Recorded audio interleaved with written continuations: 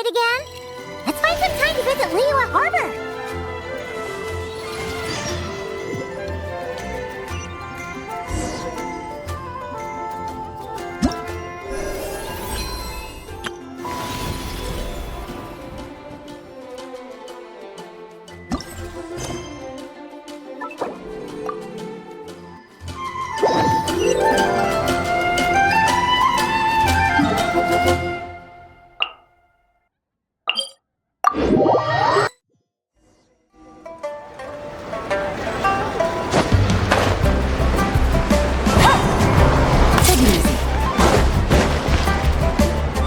Split the bamboo in the morning, dry it till night.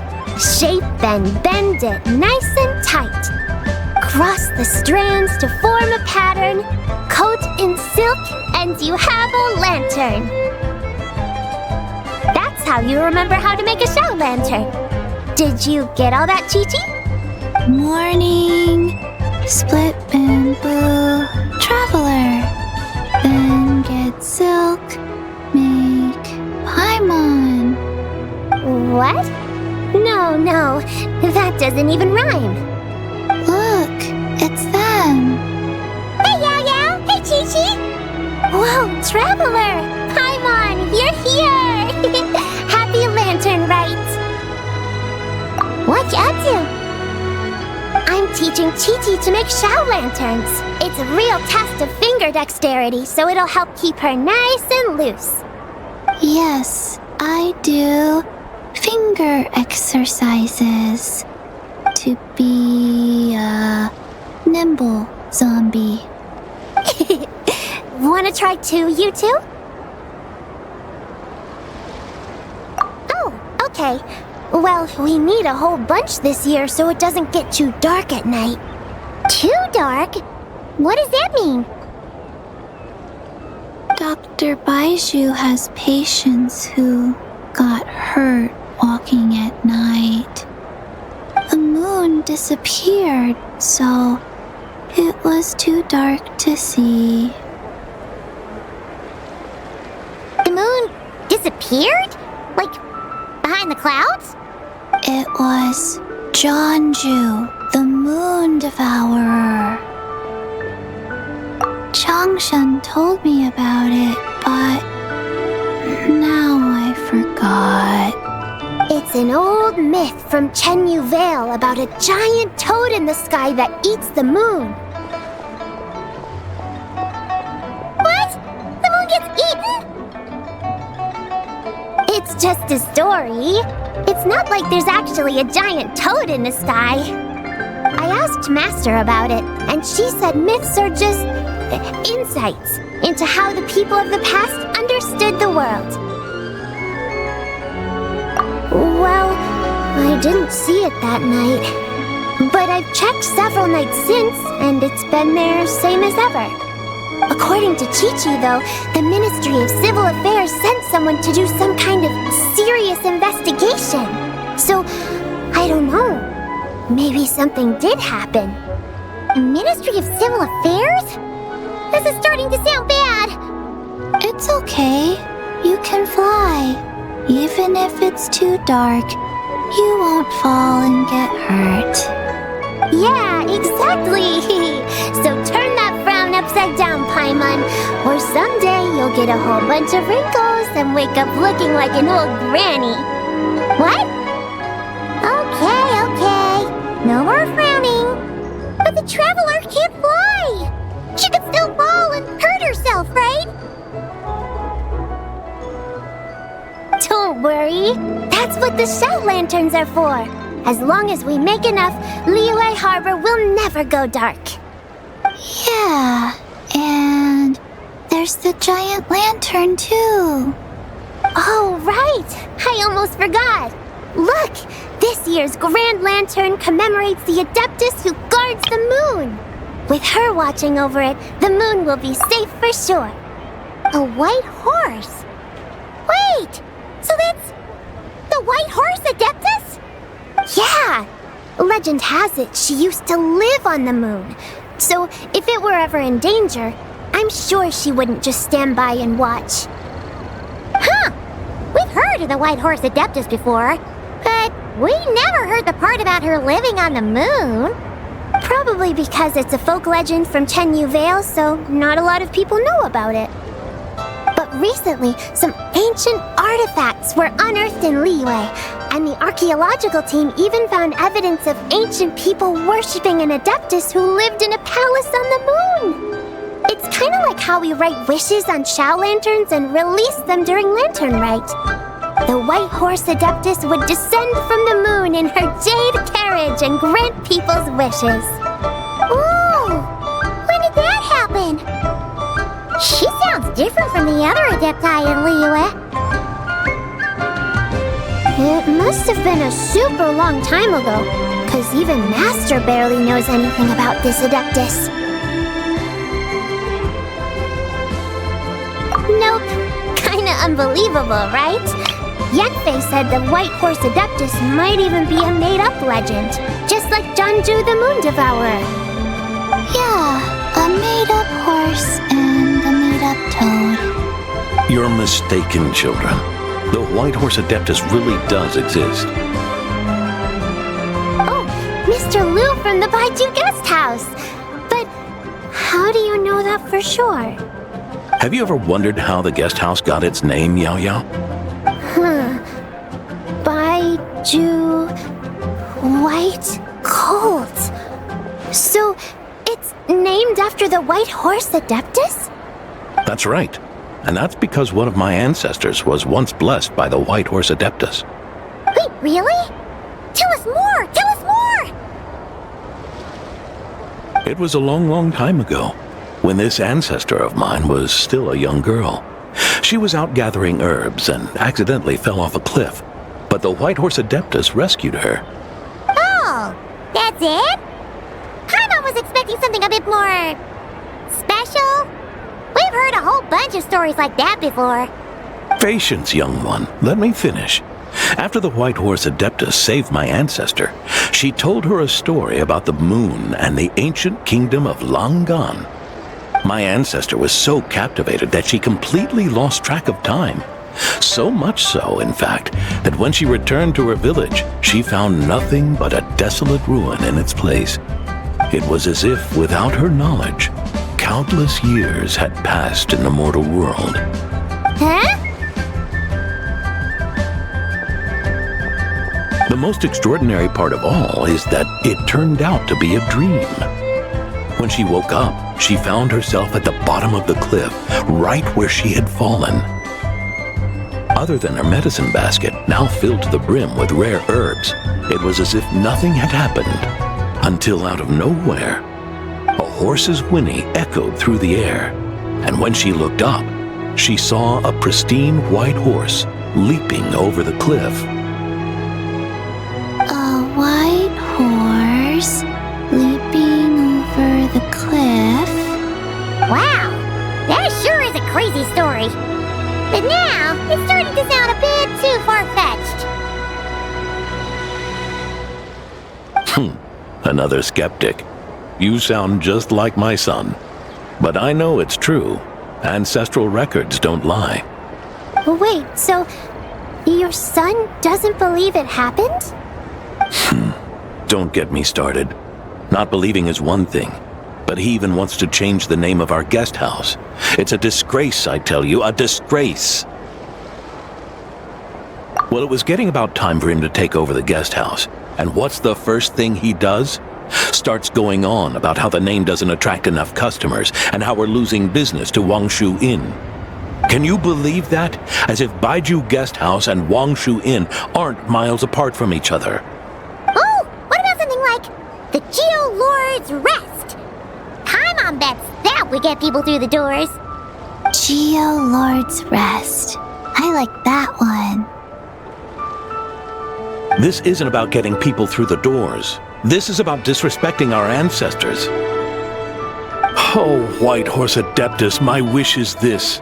Let your divine power be known. Teach my foolish son the error of his ways. Paimon wants to learn more about this Adeptus. Hey, maybe we should ask Zhang Li. Good Tia! Mr. Zhongli is super knowledgeable. He can answer questions even Master has no clue about. Yeah, we just saw him having tea at third round knockout. Alright, then that's our next stop. Chi-Chi and I are gonna keep making Shao lanterns. Careful on the road. Goodbye, Paimon. Goodbye, traveler.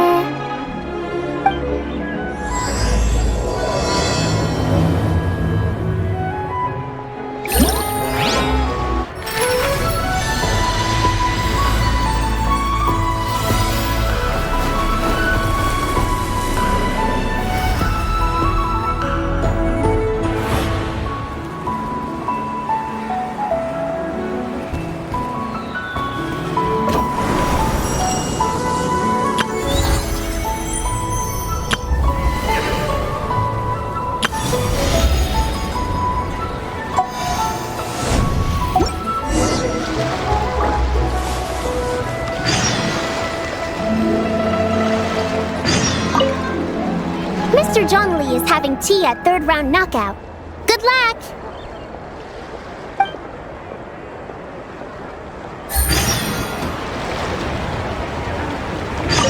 Morning. Split bamboo. Traveler. Oh no, I got it wrong again.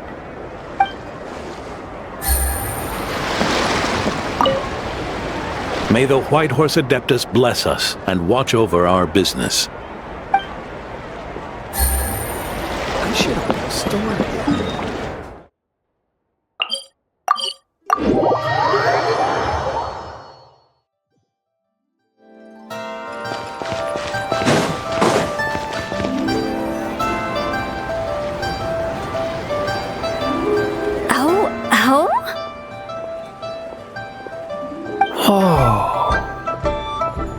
Curious. Impressive, right? What's with all the commotion over here? Oh, Traveler and Paimon! Perfect timing! I have something amazing to show you! What is it? Huh? What the? Heart of the Moon is blacked out! Was it really eaten by a giant toad? Huh. I didn't expect you to know the story of Jonju the Moon Devourer, Paimon. Don't underestimate Paimon! She learned a whole bunch of things in Sumeru. But Jonju the Moon Devourer is a Liyue legend. Well, knowledge knows no borders, so... there! You're right about that, Paimon. But this dark circle doesn't look anything like a toad to me. A toad's egg, maybe? But that's about it. Oh, wait, Traveler! You've been in Nodcry, right? The people there worship the moon goddess. So you should know what's going on here. Really? Not even in a place where people worship the moon? Oh yeah! Master told me that the tale of Jianzhu, the Moon Devourer, was how ancient people explained a certain celestial phenomenon. But what is it exactly? Some kind of omen of disaster? How so? Oh, but in this picture, the moon is being covered from the center. So this can't be a normal eclipse. Then it's still an omen of some impending calamity? We never said that! Ugh, some crazy customer left it at the restaurant. Just thinking about it gives me the chills. Attention, everyone! As the auspicious festival season approaches, I have an announcement to make.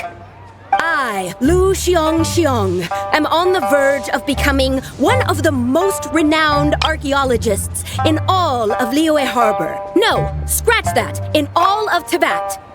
Even though I never trained at a prestigious academy, I've still managed to dig up tons of treasures. And I understand practically a whole dictionary's worth of big words, too.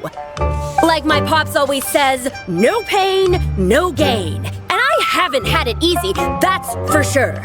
So, it's definitely my turn to make a name for myself. What's the deal with her? No idea. Maybe she ate a bad batch of perch stew? What? You don't believe me? I'm telling you, I dug up treasures from the ancient nation of Longan. I even got a picture of Jeonju devouring the moon. Longan? Jeonju? What is she even talking about? Sounds like she's a few perches short of a stew, if you know what I mean. So what if blackback perch stew is my favorite? Stop talking about me like I'm not here. Whoa! What are you doing? You're just a stupid, ignorant man, and I'm gonna kill you. Young lady, you need to calm down. What? So you're looking down on me now too? How about I take you both out then? How does that sound? This is a place for dining. If you wish to take me out, you'll have to do it elsewhere. Don't act like you're better than me. Do you know who I am? I'm about to be the most famous archaeologist in all of Liyue. No, to that! Show me some respect. It's respect you want? Very well. For the sake of the other customers, we'll do this your way.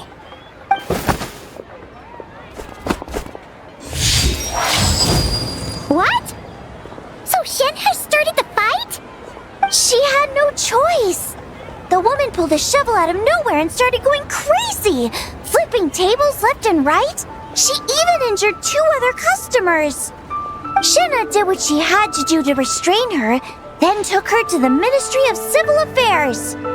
Thank goodness Aunt Shenhe was there. Or who knows what might have happened. Yeah. I started cleaning up after all the commotion, and that's when I found this photo. I thought it might be the one she dropped, so I rushed over to show someone. She said she took a photo of Jeonju the Moon Devourer. This must be it. Can we really trust what she said, though? Clearly, something is going on with her. Paimon's got a point. It sounds like she wasn't acting right at all. How do we know she wasn't possessed by some kind of evil spirit? Aunt Shenhe would have noticed if she was possessed. All right. But what about the part about Longan and the treasure she found? What about it? What if she raided a tomb and dug up some super special relic, then got herself haunted by an ancient ghost? One so powerful that even Miss Shenhe couldn't sense its presence. Your imagination is something else, Hu Tao. Why would an ancient ghost come to Wanmin restaurant, huh? To eat my blackback perch stew? Hey, that could happen. I'd want to eat your food if I was a ghost. Wait a second. She mentioned the ancient nation of Longan, right? Paimon's heard that somewhere before. You know what? My brother mentioned that some ancient artifacts were unearthed in Liyue recently. Mostly colored glass, fine jade, and bronze relics. Some of the text inscribed on them has already been deciphered. There were some poetic verses, but the word Longan popped up as well. So, does that mean this Longan place is real? Still, Paimon knows we've heard the name somewhere before. Do you remember, Traveler? Right! His ancestor heard about it from the White Horse Adeptus. The White Horse Adeptus? Oh, so you must have been to see the giant lantern already. Yep. And it turns out that the White Horse Adeptus is super mysterious, too. Even Madame Ping hasn't met her. Wait, I thought she was the gold-eyed Celadon mare of the 8 Adepts. That's just the interpretation you believe in, Hu Tao. There are other theories out there, too. The elders of Qingce village believe that during the Archon War, a white horse leapt from a clear spring, transforming into an Adeptus who aided Rex Lapis in battle. In Chenyu Vale, some of the tribes take her to be the daughter of time and trace her deeds to an even earlier era. Yet in other ancient texts, including the relics I just mentioned, she appears as an emissary who listens to mortal wishes, bestowing the blessings of the heavens and moon upon the mortal realm.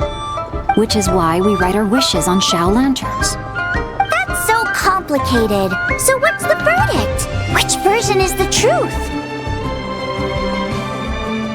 I'm afraid there's no definitive answer to that. You two have been all over Teyvat. Do you have an idea?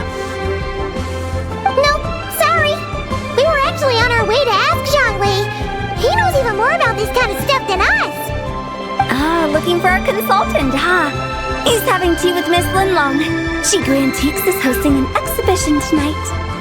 An exhibition? For what? All those antiques Sing-Show just mentioned. So if you head to the big ship docked in the harbor tonight, I'm sure you'll find him. So, where to next? How about we go to the Ministry of Civil Affairs to ask about the White Horse Adeptus? We might be able to find out more about the recent moon situation, too. If you're heading to the Ministry of Civil Affairs, could you give them this picture for me? Since it belongs to that customer, she deserves to get it back at least. It might even help the ministry with their investigation. Ha! All right! We're off! Oh, wait! I almost forgot! Happy Lantern Rite! Come have a meal with us when you're free. We'll be there, or we'll be... square!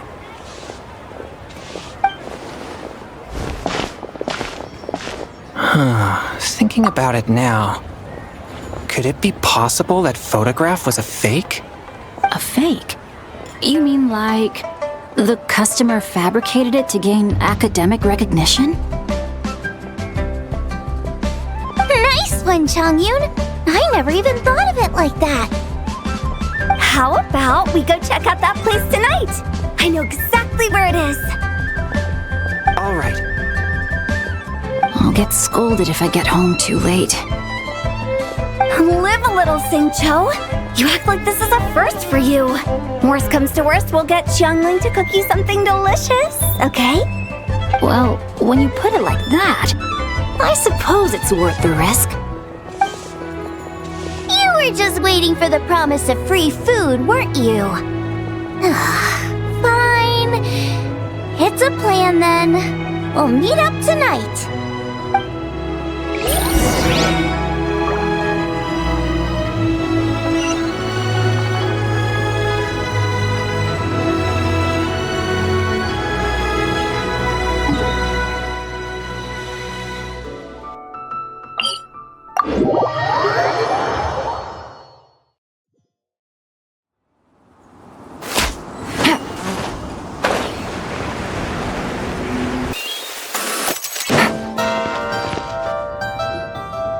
Your grandfather is of the same opinion, Miss Lanyan.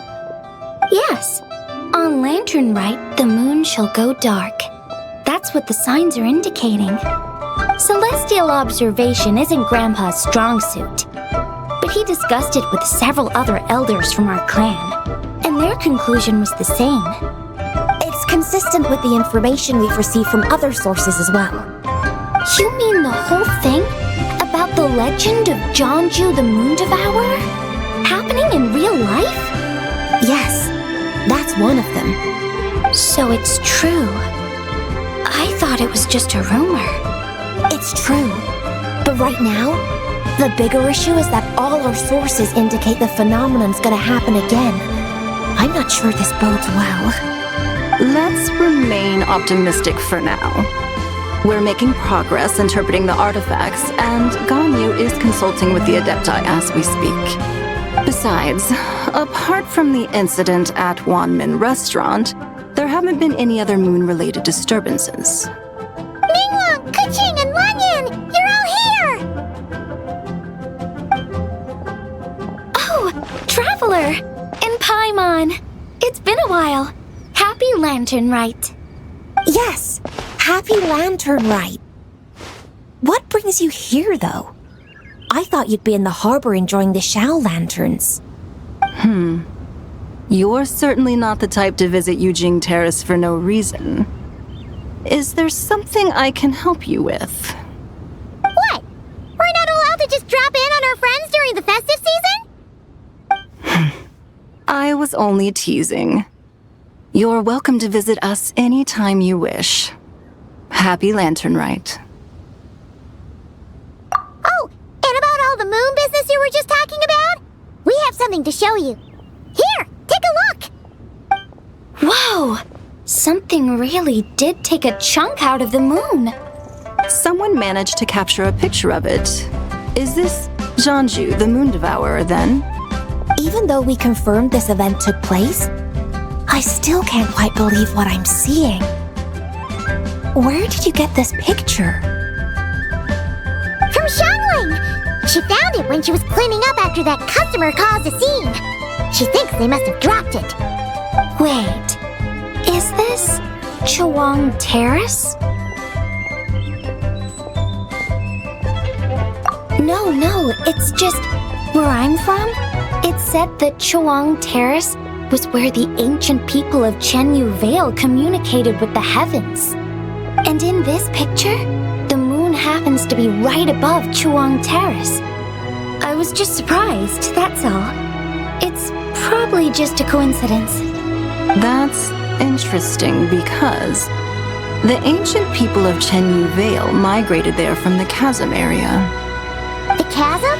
So, that place is involved too? According to our investigation, that customer you just mentioned, Lu Xiangxiang, her father and grandfather are merchants in Liyue Harbor, and her mother and grandmother grow tea in Chaoying Village. A few days ago, she left her home in Chaoying Village to join a civilian archaeological team funded by Hoishan Hall, and ended up excavating some artifacts in the chasm area. These artifacts were then entrusted to Shigu Antiques and are set to be featured in an upcoming exhibition. Then, of course, the incident at Wanmin Restaurant occurred. We suspect something happened during the excavation that left her with quite the shock. And now, it seems like she also went to Chuang Terrace and took that picture of the moon disappearing. The chasm? Chuang Terrace? Things are getting pretty complicated. She's not in a good mental state, so we took her to Boo Boo Pharmacy to get some help. Why don't you come with me to check up on her? At this point, you seem invested in this case too. Then let's head there now.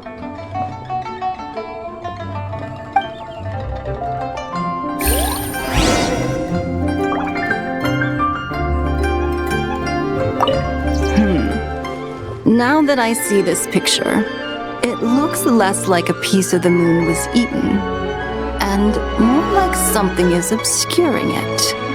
But what sort of thing could block out the moon?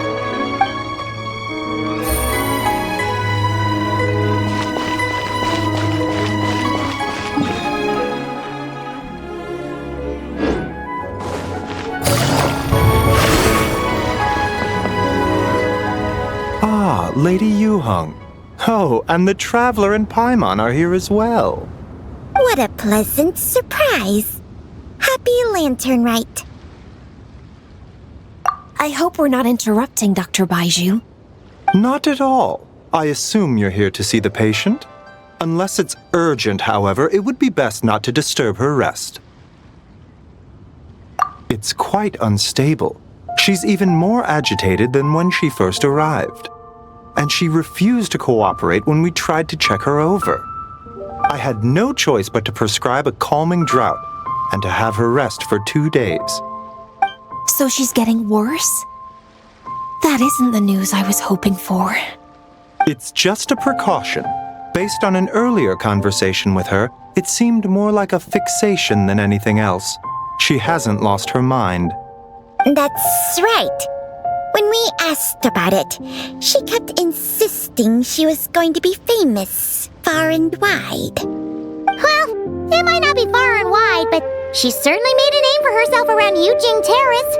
Even some of the Qixing know who she is. Not often, that's for certain. From my initial assessment, the patient appears to have experienced some sort of shock, and whatever it was seems to still be haunting her. But what could have caused such a thing? The relics from the chasm? Or the moon above Chuang Terrace that night? Come back in 2 days, and you might just have your answer. I suppose that's all we can do for now. We'll take our leave then, Dr. Baiju. Of course. If you need anything else, don't hesitate to stop by. Speaking of those relics from the chasm, aren't they being featured in an exhibition tonight? That's right. Are you planning to attend? Yeah! We wanted to have a talk with Zhangli anyway, and now Paimon's even more curious about these relics. I would, except every item in the exhibition had to be registered with the Ministry of Civil Affairs, so I'm afraid it's been spoiled for me. I reviewed them all myself. There are some rather peculiar artifacts, that's for certain. We're still working on decoding the ancient text that appears on them. Yeah! The word jade appears a whole bunch, doesn't it? Huh? How did you know? Shincho told us.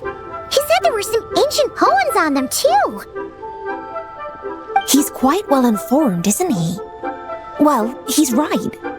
We believe they're direct references to the ancient nation of long gone.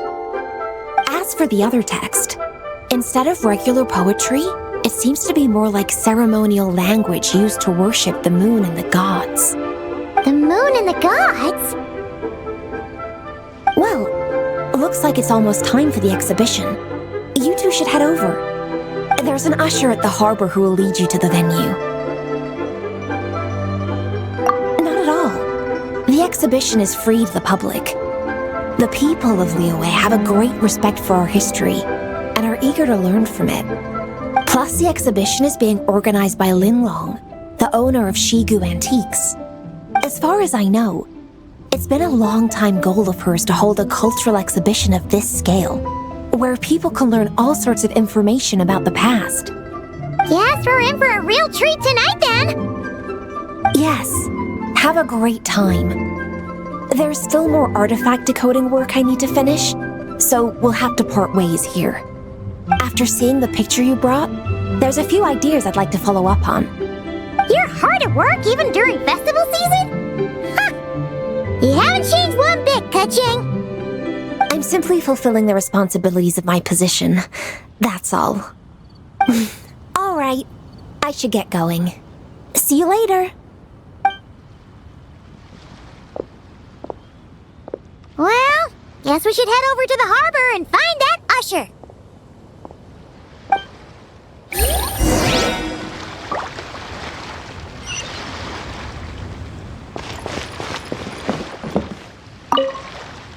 If you're looking to talk to Lu Xiangshang, you should come back in 2 days.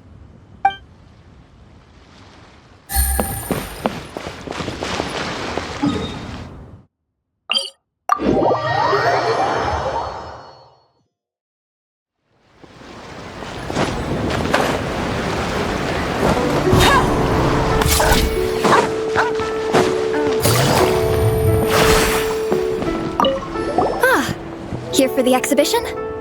I can take you aboard. After you.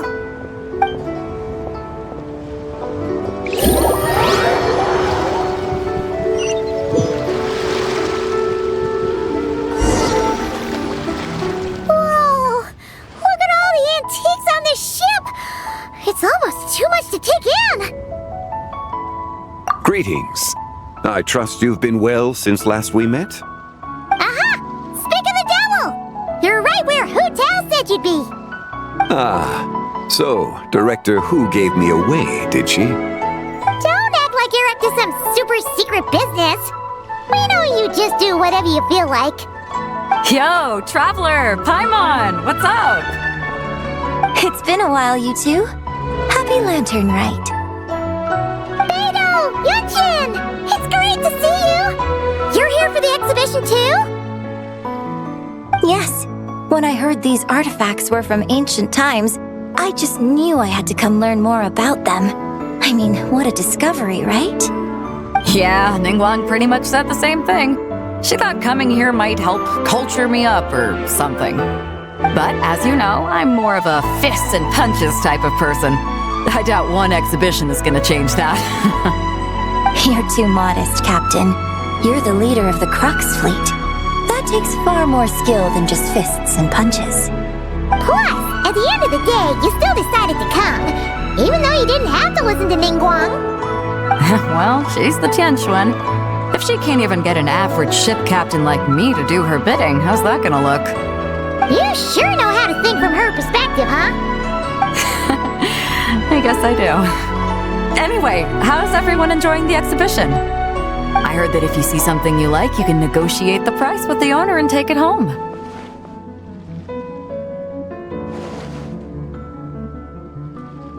Wait, so we can buy this stuff? Indeed. Although Shigu Antiques is hosting this exhibition, many of the items come from private collectors. As long as both parties reach an agreement, you can make an offer of mora or an equivalent trade. Well, shall we continue our conversation as we look around? Let's go! Paimon's super curious about all this stuff.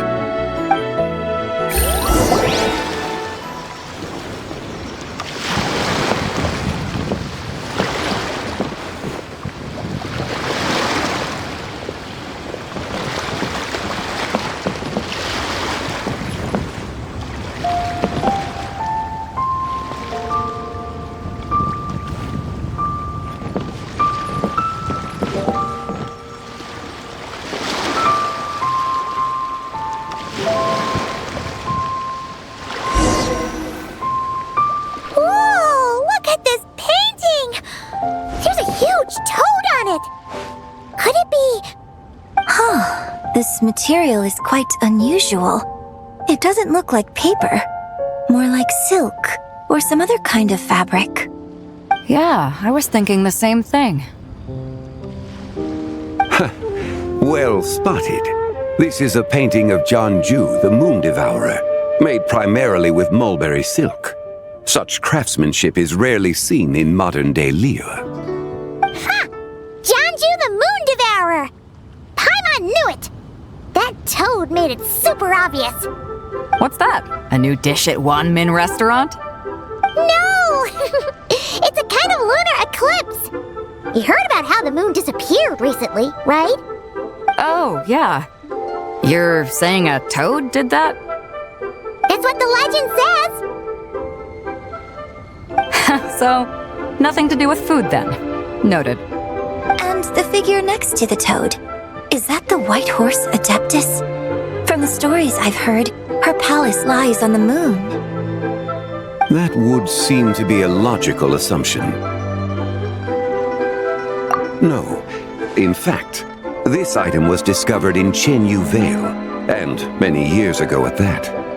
Oh, so it's from Chenyu Vale? Actually, that's not quite right. You see, this painting is primarily comprised of mineral-based pigments, such as cinnabar and azurite, which are usually found within stratified rock. This suggests its place of origin may very well have been the chasm. You could have just started with that. You're as knowledgeable as ever, Mr. Zhongli. I had only ever heard the legend of Jianju the Moon Devourer, but now seeing it depicted in this painting, I wonder... If I purchased it, perhaps it could serve as inspiration for a new opera. Though I'm not quite sure who the painting belongs to right now. A splendid idea, Miss Yoon. Perhaps in lieu of mora, you could offer the lyrics to said opera as recompense. The lyrics? But to whom? Why, to me, of course. I am the owner of this painting, after all. Wait, so you're one of the private collectors of the exhibition? No wonder you knew so much about the painting. But lyrics in exchange for a precious antique? My work could never possibly be of equal value. I don't know about that. I'm not much of a scholar, but even I know your operas are in a league of their own. An astute observation, Captain Beto. In my possession, this painting is nothing but a lifeless artifact. In your hands, however, it could be transformed into a new piece of art entirely. Quite the worthy exchange, no? But I'm not sure when I'll be able to finish writing it. It certainly won't be ready this year. Allow me to be equally forthright, Miss Yoon. This silk painting is merely a copy I made of the original work. There is no need for such concern over its value. Huh? So it's a fake? I had no idea you were such a skilled artist, Mr. Zhongli. I pride myself on having some knowledge of antiques, but I didn't notice anything that would point to it being a replica. You never cease to amaze me, Mr. Zhongli. You flatter me. All that said, Miss Yoon, you must accept. Truly, I insist. Huh. He's gone from handing out fake Mora to fake paintings now, huh?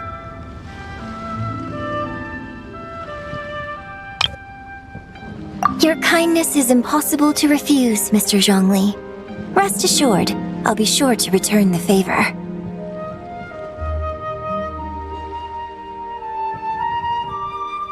I shall look forward to it. Man, that was quite the find. I should buy something too, if only so I can show it off to Ningguang. Let's keep going and see what we can find.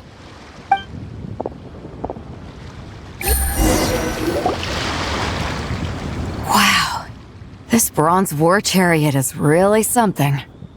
It must have quite the story behind it. I've never seen anything like it before. Do you know what this is, Zhongli? Ah. I heard from Miss Linlong that a carriage made of Celadon jade was unearthed in the chasm. A copper canopy, a body adorned with flowing clouds and geometric patterns. Yes, this must be the one. A precious piece indeed. This thing's gotta be thousands of years old, right? Crazy to think people back then were capable of such intricate metalwork. Too often, we view the past and future through the lens of the present. Objects that fascinated us as children seem crude later in life. And that's only after a few decades or so of separation. If one were to stretch time across hundreds or thousands of years, one might discover that time is not always a force that pushes things forward. It would seem the people of that era managed to create a remarkable civilization in their own right. Makes me want to get my hands on this even more. Ningguang's gonna be so jealous, don't you think? Has this war chariot caught your eye, Captain Beidou? Oh, you must be Linlong from Shigu Antiques. Nice to meet you. This exhibition has been amazing so far. Well, that's all thanks to supportive patrons like you and Mr. Zhongli, of course. As for this war chariot, it was discovered by an archaeological team sponsored by Hoishan Hall. The price comes in at 90 million Mora. How much? 90 million? Woo, looks like my eyes were a bit too big for my wallet. Quite a bargain. A bargain? 90 million Mora could feed Paimon for 1,000 years! And if you actually went on an eating spree that long, perhaps you'd be considered an antique worth that kind of Mora, too. What, 90 million? Nuh-uh! Paimon's worth way more than that! Well, if Mr. Zhongli thinks it's a good deal, I'm sure it's worth it. Beidou's putting way too much faith in Zhongli. What if he's only here to drive up sales? I'll take the chariot, Miss Linlong. Someone will come by with the payment. Quite the discerning eye you have, Captain. After the exhibition ends, I'll have someone deliver it to the Alcor. Actually, could you send it straight to Yujing Terrace? I'd like for the Tianquan to see the proof of my discerning eye for herself. Understood. Great! Yunjin and I both found something. What about you three? Want to keep perusing? Don't worry about the Mora, it's all on me. Nobody's going home empty-handed tonight. I appreciate your kindness, Captain, but I'm afraid I have some private matters to discuss with Miss Linlong. In that case, don't let us keep you, Mr. Zhongli. Right this way. Traveler, Paimon, perhaps you would like to accompany me. What, so you can show us another bargain antique that's so far out of our price range it's not even funny? Other people are always demanding Mr. Zhongli's time, but it's quite rare for him to extend an invitation himself. I wouldn't pass up this opportunity if I were you, Paimon. Yeah, just don't forget to come aboard the Alcor for a drink later. Yeah, guess you're right. Taking a quick look isn't gonna cost us anything. Let's go!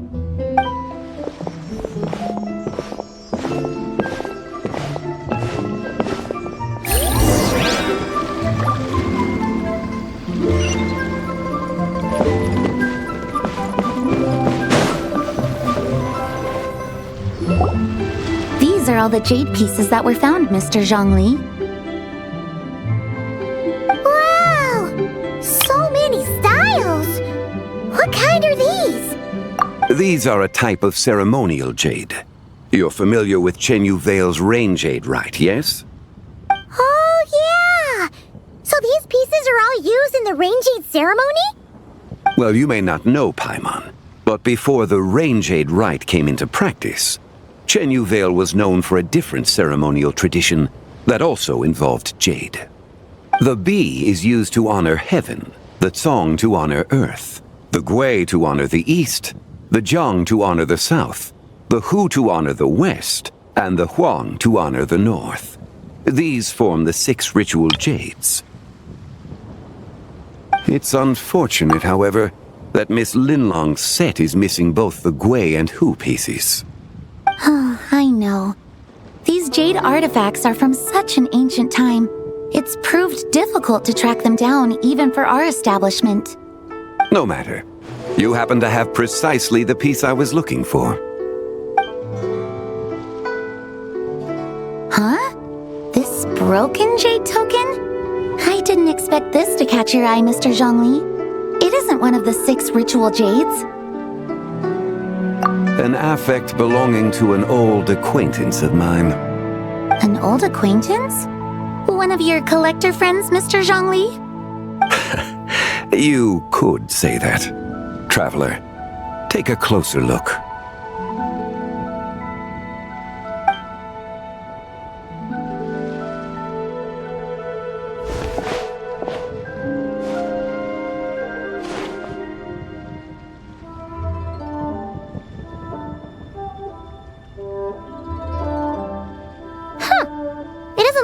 Special to Paimon. Just seems like a broken artifact.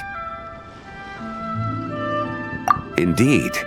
It's been thousands of years since the moon has appeared in such a form.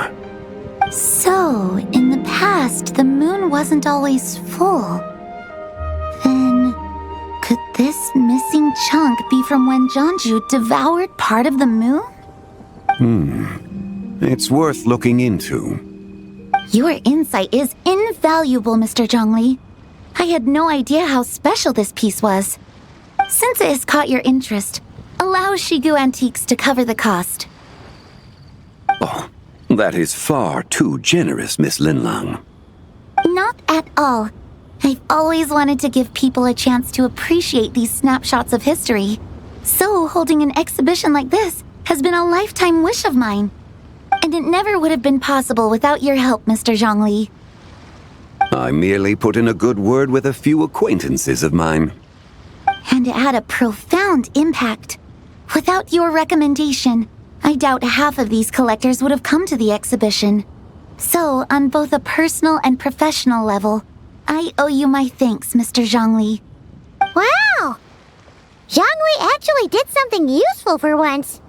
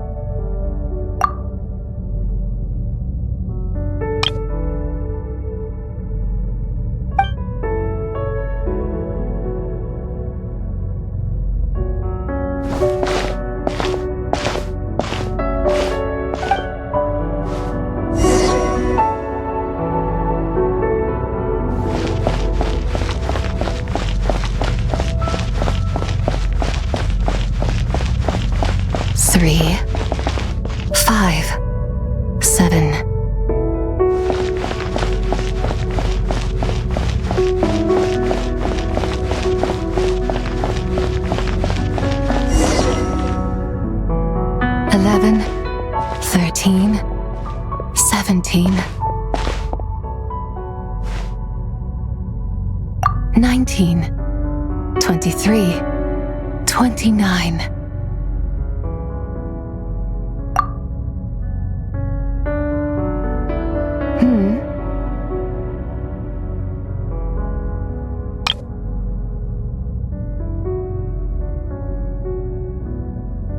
You also enjoy counting in such a fashion, lost child?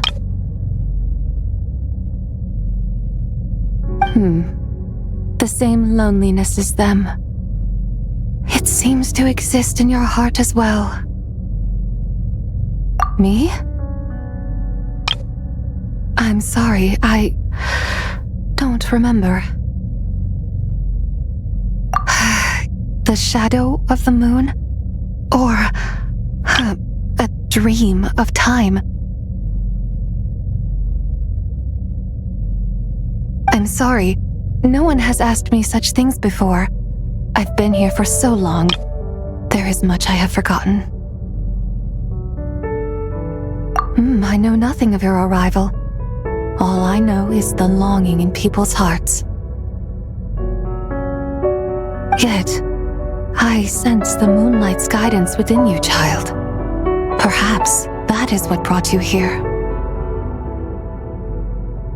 You seem confused. Perhaps I can help in some way. The path home is... that direction. I believe someone told me that before. But I was never able to reach the end. You should take a look. No need. It would seem my time has already run out. Farewell. May the moonlight ever shine upon you.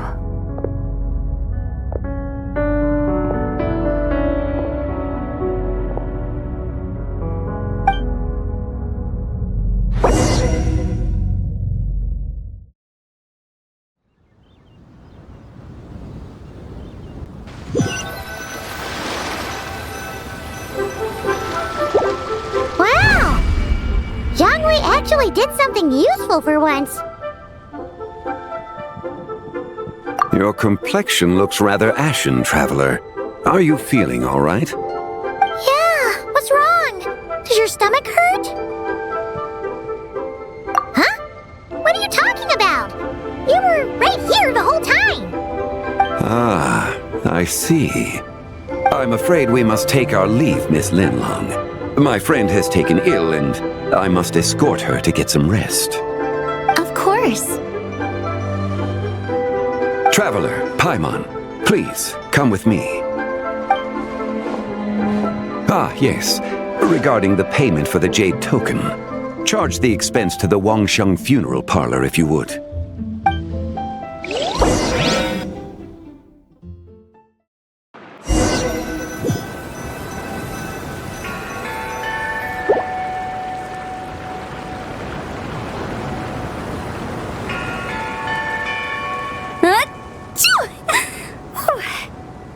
Someone's thinking of me.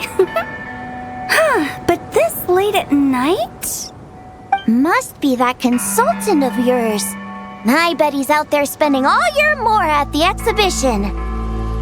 Yeah, he'd be the perfect employee if he just knew how to rein in the spending. But never mind him. Let's focus on the moon. We gotta see if it gets eaten tonight. I don't think it's going to happen. We've been out here all night and the moon's the same as ever. It is quite late, and Chongyun's getting tired. How about we head back? We can come back another time. Head back? Already? Actually, I do have a new dish I'm testing out tomorrow. And as part of my New Year's resolution, I'm trying not to oversleep. All right. Guess it just wasn't meant to be. Let's go.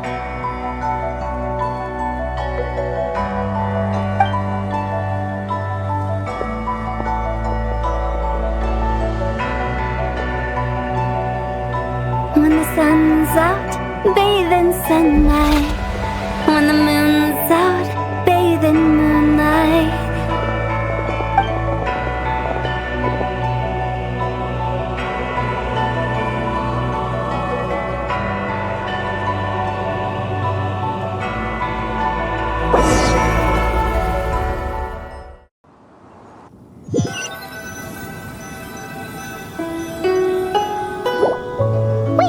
Aren't we going to rest? Why did you bring us here? Because I imagine the traveler would like to know what just happened to her. Oh, right. Paimon's confused, though. She could have sworn you were there the whole time. Oh, how is that possible? It sounds like her spirit formed an inexplicable connection with the being in that space. Ah, you suspected from the beginning, didn't you? Indeed, the being you met is the fabled White Horse Adeptus, and the original owner of this jade token. Her name is Zibai. Wait, does that mean she's inside this token? No, she does not reside within this token, but rather within the moon shadow. This token is merely a medium. Word has it you accomplished quite the feat in Nodcry. You and your friend brought the Frost Moon back to Tevat. Tell me, did you ever wonder about the other moon? The one that hung in its place for thousands of years? We never really thought about it, but it must have been a fake, right? A fake moon! Indeed, it was false. Its true nature, nothing but a projection of the moon. It also happens to be the prison that confines Zibai to this day. Wait, the White Horse Adeptus is trapped inside that projection? Then we need to rescue her! But the moon in the sky right now is the real one, right? Where did the fake moon go? And why can't Paimon see it? With the return of the true moon, the shadow naturally lost its place in the heavens. Now, it is disintegrating bit by bit. It's a process that comes and goes. When it occurs, it looks like the moon is being obscured by a black shadow. But when it stops, the shadow disappears and becomes invisible to the eye. So, you're saying there's an invisible fake moon blocking the real moon right now? Indeed. Okay, this is not what Paimon was expecting. My hypothesis is that people's wishes could be what trigger the periods of disintegration. After all, when you experienced that episode just now, it was precisely when Miss Linlong spoke of her own wish. Wait, is that because the White Horse Adeptus answers people's wishes? The legend must be true then. So, that means the more wishes we make, the faster the fake moon will disintegrate, right? Then it won't be long before the White Horse Adeptus is free! Quite the contrary. After countless years trapped inside, the two have merged into one. When the moon shadow is gone, Zibai will cease to exist in this world. Oh no! So, by bringing the moon back, we actually hurt the White Horse Adeptus? Do not burden yourself with such thoughts. Because of your actions, a promising opportunity has presented itself to us. Let us not forget, what is crumbling is also precisely that which imprisons her. Yes, and that is why I invited you here tonight. Your connection to that broken jade token confirms that you can do what I envision. However, while I had hoped to receive your assistance, this matter could have significant ramifications. I must admit a certain reluctance to implicate you in more of Tevat's secrets. Often, the deeper one's knowledge of such matters, the harder it becomes to extricate oneself from them. You are someone who once traveled through the boundless sea of stars. I cannot help but wonder, perhaps it is wrong for your fate to become too entangled with the fate of any one world. Such is your conviction, then. Since journeying beyond Lille, you have had ample time to reflect on these matters, it would seem. Very well. The first secret I must reveal is that Zibai has long since passed away. The being within the Shadow Moon is merely one of the 3 deadly selves she severed before her death.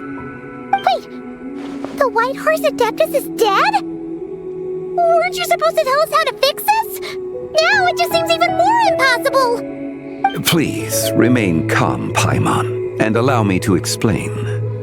The 3 deadly selves is a practice used by those engaged in spiritual cultivation. The intent is to sever the 3 vice-laden mortal selves to reveal one's true, pure self beneath.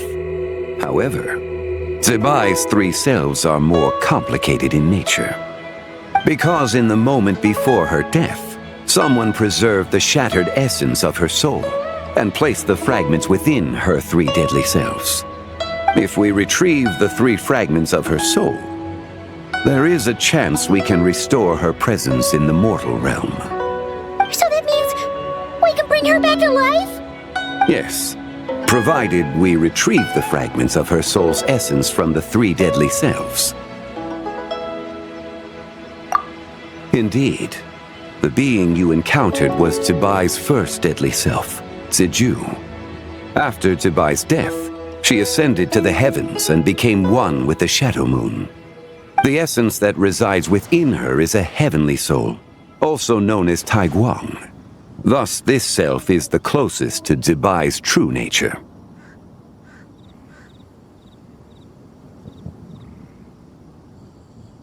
That said, because she is trapped within the Shadow Moon, we have no choice but to seek out the other 2 soul essences first. Then we can unite them as one. Her second deadly self is called Ziju. After Zibai's death, she fell into a slumber deep beneath the earth in what is now known as the Chasm. The essence within her is the Earth Soul, also known as Shuangling. She is the self that inherited most of Zibai's memories and wisdom. The chasm? So, do we have to go there to find her? That won't be necessary. I sensed her presence on the jade carriage from earlier, the one at the exhibition. It's possible the return of the Frost Moon awakened her, and she emerged from the chasm alongside that batch of ancient artifacts. Wait! That must be why you agreed to help with the exhibition! To investigate the artifacts! Indeed. So in truth, Miss Linlong was the one who helped me. The third deadly self is Zichao. The essence within her is the human soul, also known as Yojing, Zibai's shade. Thus she is the most free-spirited among the 3. She lent me her aid during the Archon War 1,000 years ago. But later, as her powers waned, she retreated into the mountains. I imagine finding Zichao should prove the most troublesome, so I shall take it upon myself to track her down. So, we need to find the second deadly self, right? But where do we even start? Locating her should not prove difficult. In life, Zibai was fond of mortals, and as the self who inherited most of her memories and wisdom, Ziju should be the same. It's possible she has possessed someone, and is meandering the bustling streets of Liyue Harbor as we speak. Possess someone? Wait, are you thinking what Paimon's thinking, Traveler? What if she raided a tomb and dug up some super special relic, then got herself haunted by an ancient ghost? Exactly! Lu Xiangxiang! It seems you have a lead in mind already. She'd still be at Boo Boo Pharmacy. She was super agitated when she first got there, so Baishu gave her some calming medicine and told us to come back in 2 days. Do you think it could be her, Zhengli? It's quite possible. The deadly selves are impure beings that can easily influence mortal minds. A sound plan. Well, I should get started on my own investigation then. But you're leaving already? I must. Zichao went into hiding after the Archon War. If I am to have any success tracking her down, then there's no guarantee. I should start sooner rather than later. But there's still so much you haven't told us! Like, who the White Horse Adeptus actually is, and how she died in the first place! Not to mention who it was that preserved the fragments of her soul. Should our endeavor prove successful, then naturally those answers will follow. If not, speaking of them would be rather meaningless.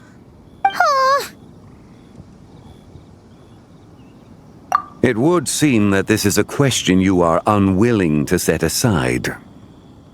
Very well. I shall tell you. It was the Avatar of Time. Ah, so you know of her existence. The ruler of time saved her soul.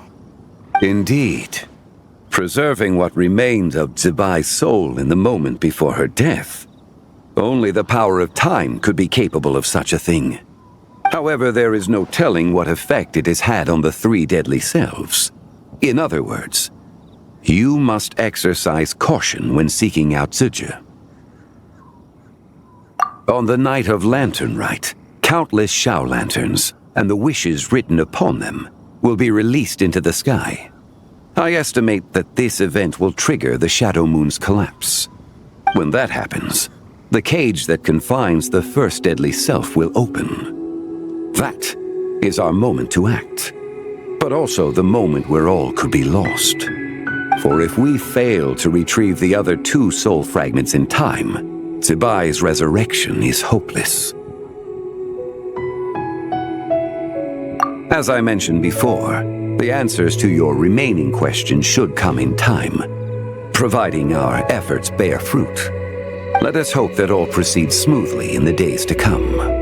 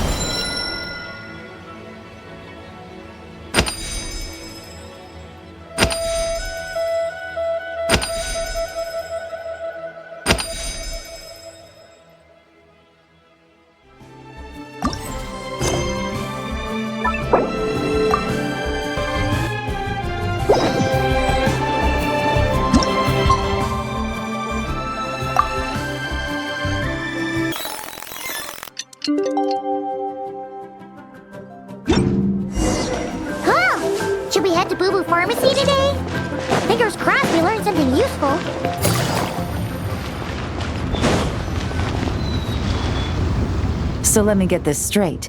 The patient disappeared right as you were delivering the medicine.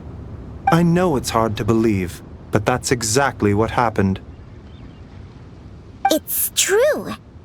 1 minute she was there, and the next she was nowhere to be seen. Hey, it's Yelan! Fancy seeing you here! Oh, is this a bad time? Not at all. Just a small roadblock in the case I'm working. Ningguang asked me to investigate a patient named Lu Shangshang. If you're here to find her too, then you're out of luck, I'm afraid. She went missing this morning. What? According to Dr. Baiju, the patient vanished right under his nose. But it just seems like that should be impossible. There 1 second and gone the next? Pretty sure Xiao can do something like that. Then you're suggesting this Lu Shangshang is the vigilant Yaksha in disguise? Or some other adeptus? Guess not. But this is so weird. How can a living person just vanish into thin air? Unless Linny decided to take his act to Liyue? Who is this Linny you speak of? Oh, never mind. Paimon's just grasping at straws. Let's set aside the how for now, and focus more on the where. You mentioned this patient has a strong obsession with achieving fame and recognition? Yes. She kept talking about becoming a renowned archaeologist. And and making a name for herself. So, are we looking for a place where it's super easy to become famous? I think we should check out the Xiao Lantern crafting stalls. Because it's easy to become famous by making Xiao Lanterns? Not exactly. When the people of Liyue need a solution to a problem, their first thought would be to pray to the gods and the Adepti. If her wish is to become famous, she might write it on a Xiao Lantern in the hopes that the fabled White Horse Adeptus might make it come true. That certainly sounds probable. Turns out, the White Horse Adeptus might be a lot closer to home than she thinks. What was that? Nothing! Let's go check out those stalls!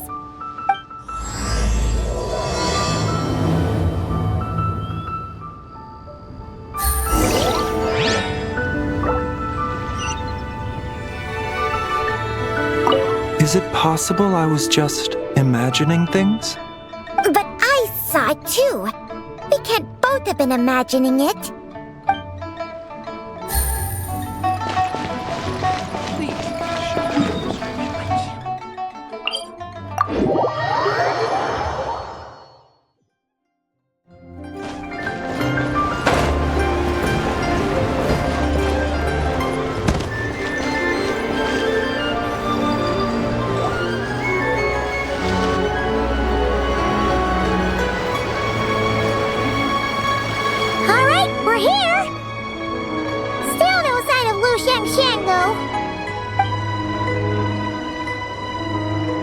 As long as you're patient enough, Paimon, you'll find that hunting down people is no different from hunting boars.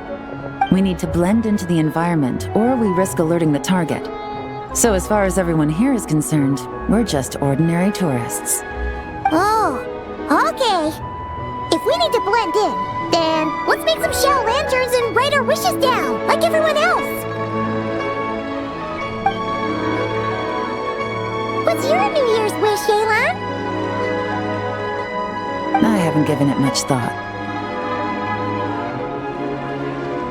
Oh, and it can't be work-related. You gotta take a break once in a while, right? You're always digging out this suspect, tailing that criminal, hunting down this gang or that. Which is super amazing and all, but it's gotta be exhausting. Really getting into this, huh? You said to blend in, right? Come on! It's all part of the act! So you gotta think of something! Then, I suppose, it'd be to go traveling, the next time I get the chance. Traveling? That's our bread and butter! Wanna join us? Thanks for the offer, but my desk is piled high with reports on your exploits. And that's not quite the kind of traveling I had in mind. I was thinking more the lie down and do absolutely nothing kind of travel. Ah! Something a bit more easy and breezy, right? Hey, wait! We know just the place! The Easy Breeze Holiday Resort in Netland! It's super relaxing and full of fun activities! You've got the beautiful ocean and tons of cute little creatures called Asha! Seriously, you gotta go! I suppose I'll have to check it out. Hey guys, happy Lantern Night! What a coincidence! You here to make Xiao Lanterns too? Well, it's that time of year, am I right? Thought I'd join in on the fun. You can't have Lantern Night without making one of these. What you gonna wish for? Aw, man, it's kind of embarrassing, but whatever. The truth is, the mighty mythical beasts are seriously struggling with recruitment. So, I'm hoping to find a few apprentices and teach them the art of wushu dancing. Awesome! Shurfugami, here we come! Whoa there, Paimon! One step at a time. I actually need to find people first. Yeah, but Paimon bets people will jump at the chance to learn from you! Well, I wouldn't be so sure. Wushu dancing is super physical and takes a lot of hard work to master, so it's not easy to find people. At this point, if the Adepti can't help me, no one can.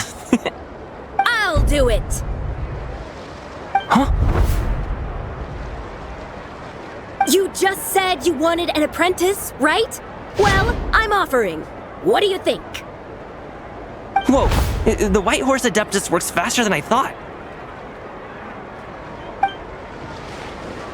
Traveler, it's her. Lu Shangshang. Our target! Hey! Didn't you hear me? I said I wanted to be your apprentice!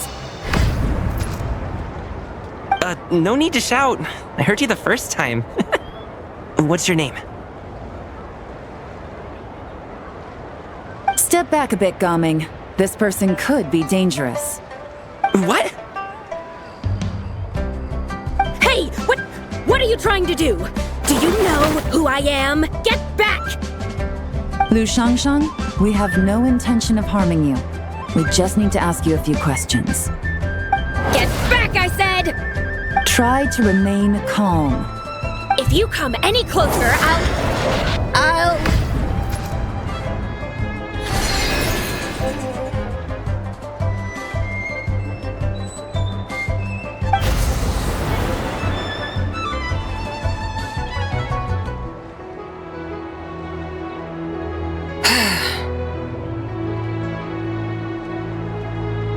Little wisp of a being. How are you able to see me? So what if I am? Leave at once! You, a mere mortal, whose own life hangs by a thread, would dare reach for the power of life and death?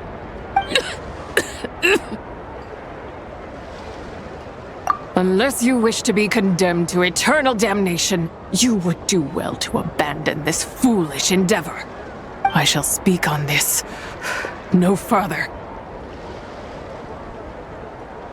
Don't come any closer. How did I get here? Who are you people? Playing dumb, are we? Save it. We know you attacked those people at Wanmin Restaurant. What? No, I would never. You must be mistaking me for someone else. You don't remember? Of course not. How could I do such a thing? What about the photo you took near Chuang Terrace? What photo? What's going on? It's like she lost her memory or something. Well, this complicates things. I'll take her back for questioning and let you know what I find. Take her away. But I didn't do anything! I swear! That's weird. She seems so normal now, but she doesn't remember anything. This is just great. An apprentice falls right into my lap and now she's gone! Don't worry, Gaming. This is a special case. I'm sure you'll find one soon. Unless you're gonna pony up and offer a real solution, Paimon, I don't want to hear it. Gaming? What's up with... I'm done here. I'm gonna go find an apprentice, and I won't take no for an answer. Gaming, wait! Is it just Paimon, or was Gaming acting super weird just now? What? How do you know? Whoa! So you saw the second deadly self? And you think she moved from Lu Shangshang to Gaming? Uh-oh. Then we better find him before something bad happens. Let's go!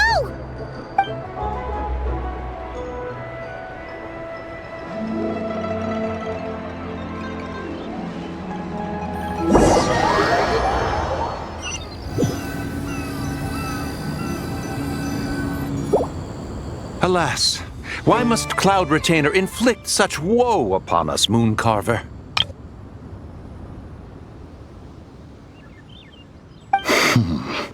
By the order of Rex Lapis, we were supposed to make haste to the harbor to stand watch. Yet we arrived late, for you, in your inscrutable wisdom, chose that very moment to tend the mint. It is no wonder Cloud Retainer banished us to the wilderness in anger. A pity only that I, blameless as I am, was made to share in the punishment. Blameless indeed. You speak as if it was not you who decided to plant all that mint in the first place. Yet now, in its wretched state, overrun by blight and vermin, you would turn away? Utterly heartless, I say. Were I truly that heartless, would I have rescued those seedlings from this desolate wasteland, granting them haven in your hallowed garden? Alas, if blame must be laid, let it fall upon Cloud Retainer for failing to recognize the virtue of our plight. At last a sentiment with which I can agree. If ever Cloud Retainer is away, we should steal into her abode and plant a veritable field of mint. A tempting little ruse, is it not?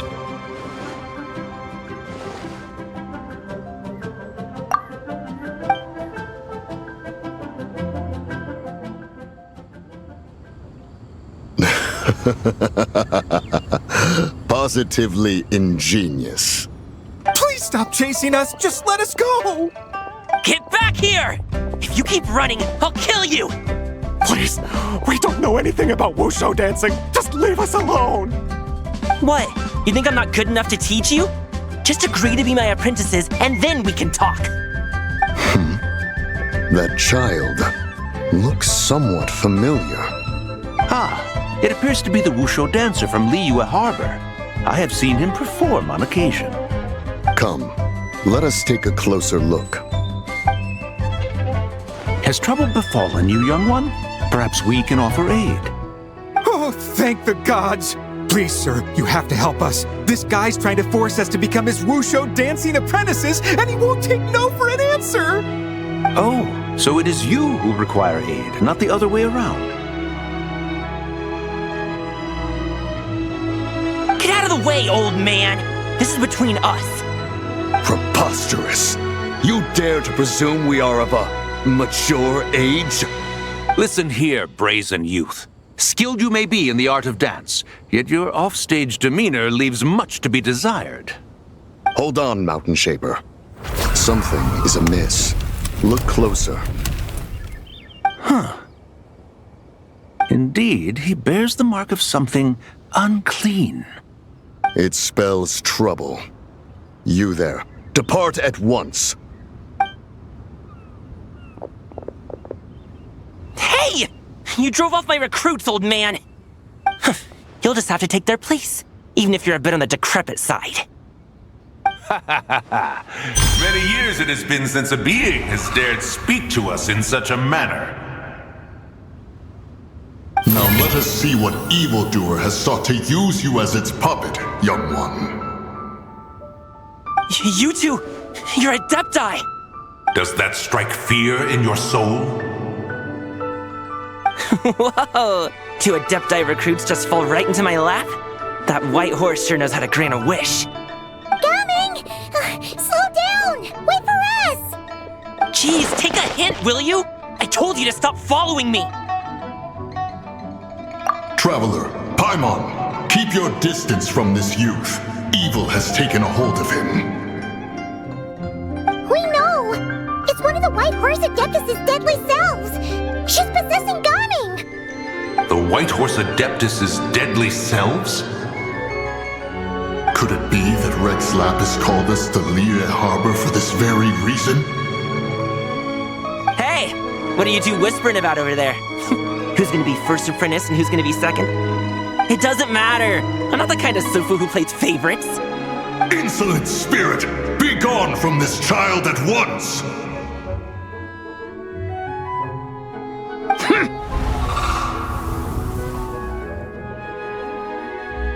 Little mite of a mortal.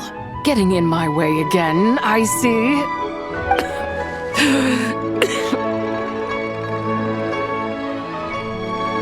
That is no concern of yours. No. only by doing it myself will I find peace. Otherwise, rage will consume me. If I lose control, all will turn to dust. The curse of time. The memories this body holds. Come no closer! This is your final warning. Insolent spirit! Be gone from this child at once! Huh? Traveler and Paimon? And two Adepti? Where are we? Weren't we just making Xiao lanterns in the harbor? Coming! You're back! Ah! The sun is most scorching. Agitation stirs within me. I require cooling mint to beat this heat. And speaking of, Cloud Retainer has scorned this verdant wonder long enough. It is time for her to feel its wrath. The wrath of mint! Mountain Shaper, where are you going? Oh no! Now Mountain Shaper's acting weird! Oh, you don't think it spread to him, do you? Spread to him? Quickly now, explain to me what has been happening.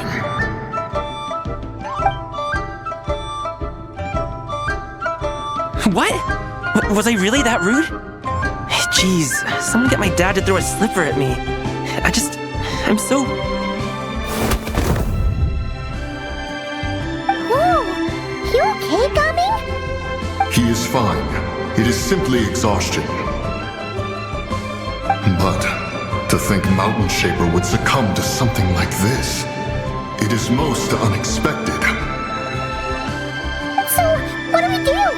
We can't just leave Gaming like this, but we can't ignore Mountain Shaper either, right? My cultivation level rivals that of Mountain Shaper.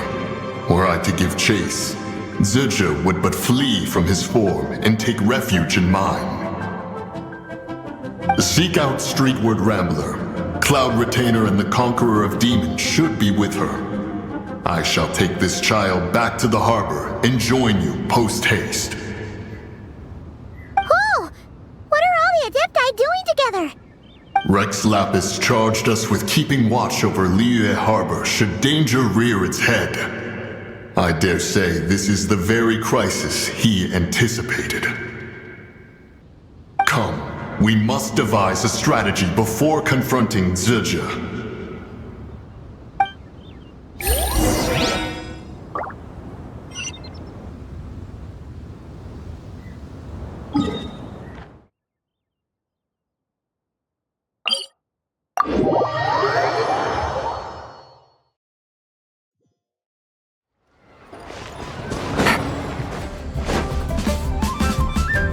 The White Horse Adeptus? You mean the mysterious white mare that aided Rex Lapis during the Archon War? Even if it's not her, there must be some connection. She always avoided us back then, and I never knew why. Rex Lapis's recent trip seems to be related to this person as well. Xianyun! Madam Ping! Xiao! Great! You're out here! Ah, Traveler. It has been quite some time. Oh, happy lantern ride, Paimon. You're as lively as I remember. I trust things have been well. Sorry, Madam Ping. No time to catch up. Something terrible has happened. What is it? Has Mountain Shaper gotten himself into trouble? Mooncarver is here with you, but he is not.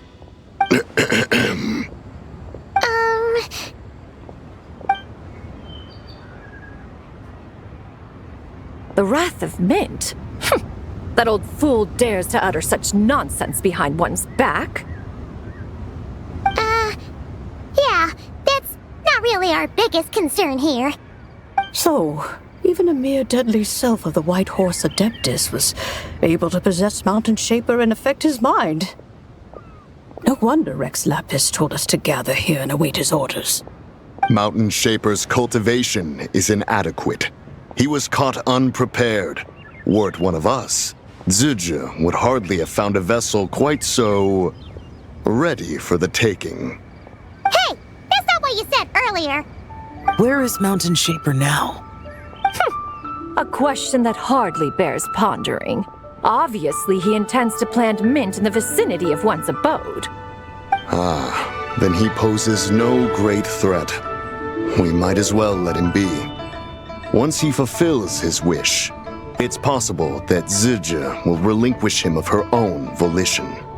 Your ulterior motive is most obvious, Mountain Shaper. You two hope for Mount Eltsong to be covered in mint. One can see it clear as day. Not to mention, deadly selves are born of malevolent human desires, and naturally pose a great risk to the form and mind of all living beings. We cannot let this go unchecked. Let me handle it. I have relevant experience and know how to deal with such situations.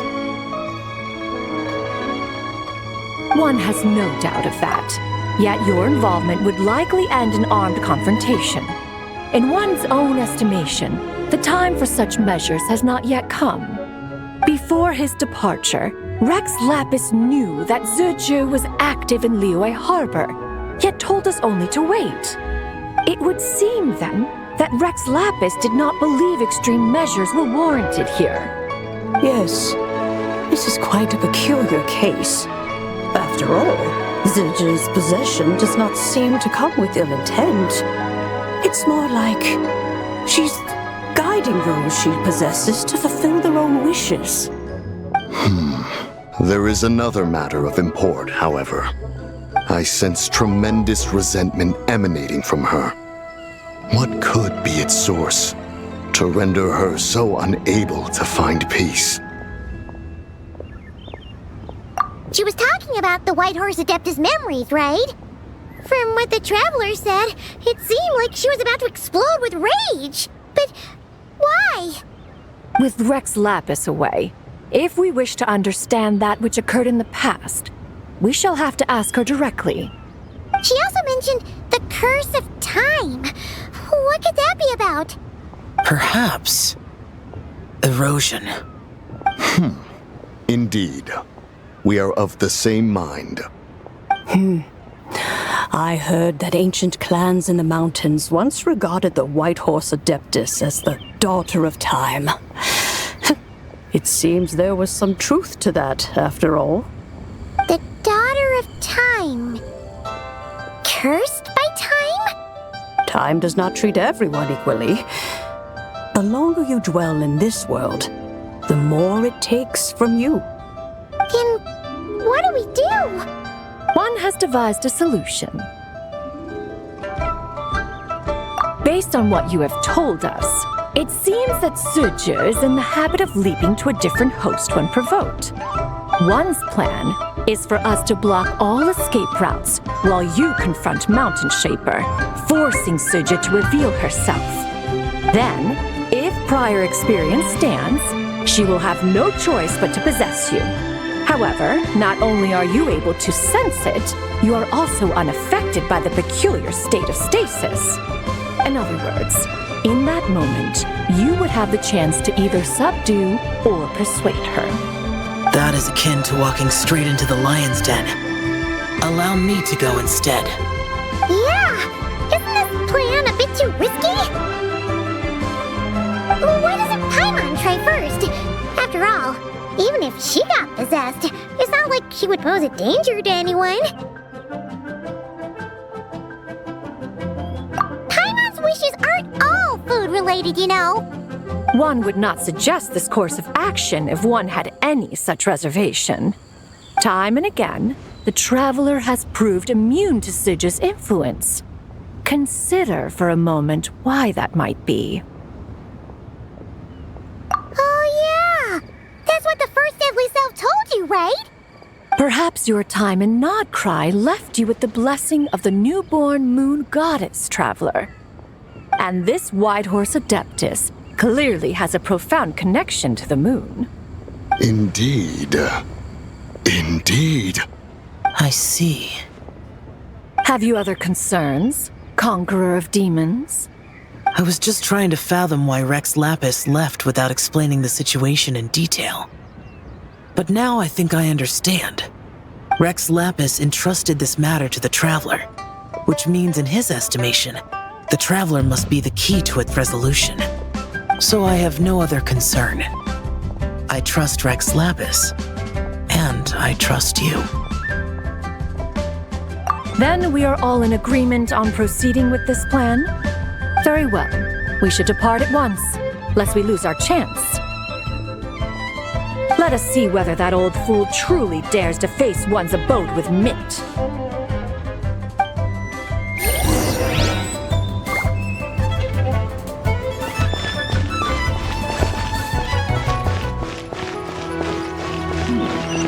This is a peaceful neighborhood.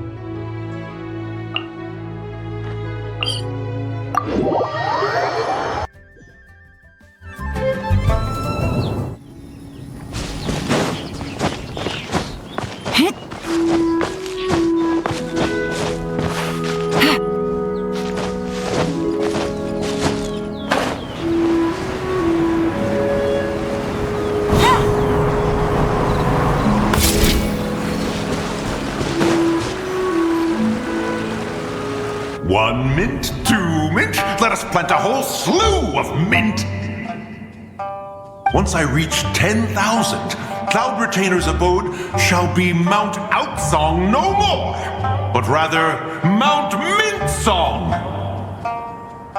Oh, to behold the look on her face when she is confronted with such verdant splendor!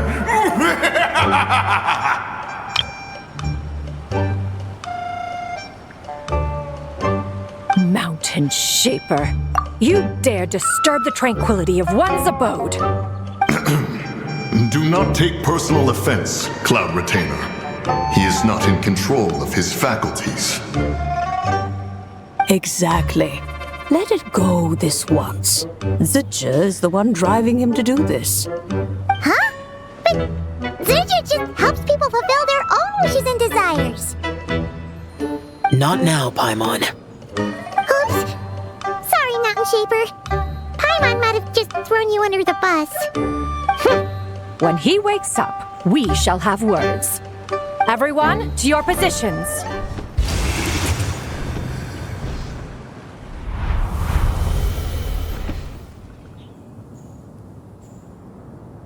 Be careful. A pest? I must catch it!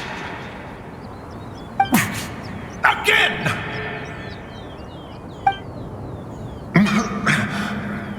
Oh, young one, it is you!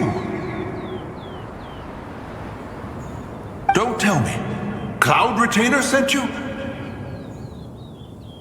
Ha! Such brazen insolence! Such presumption! Such boundless avarice! That wretched adept's impudence knows no end. If she dares lay a finger on my garden, I shall smash her cuisine machine to pieces! You think I am one to fold so easily?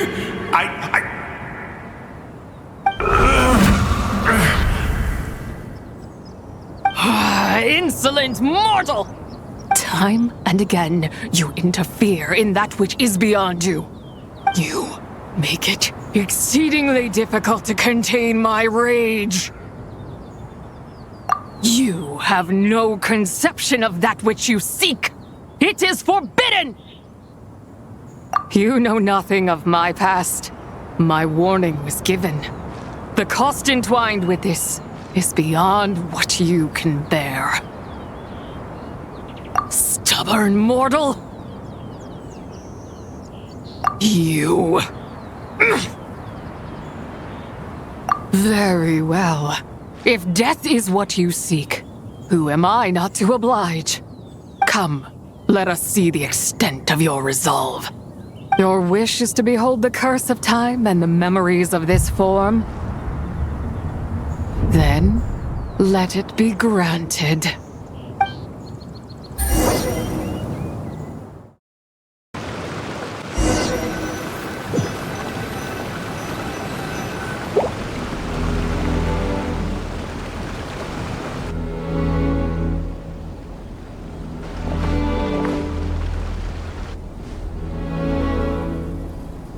You who seek death, stand before me.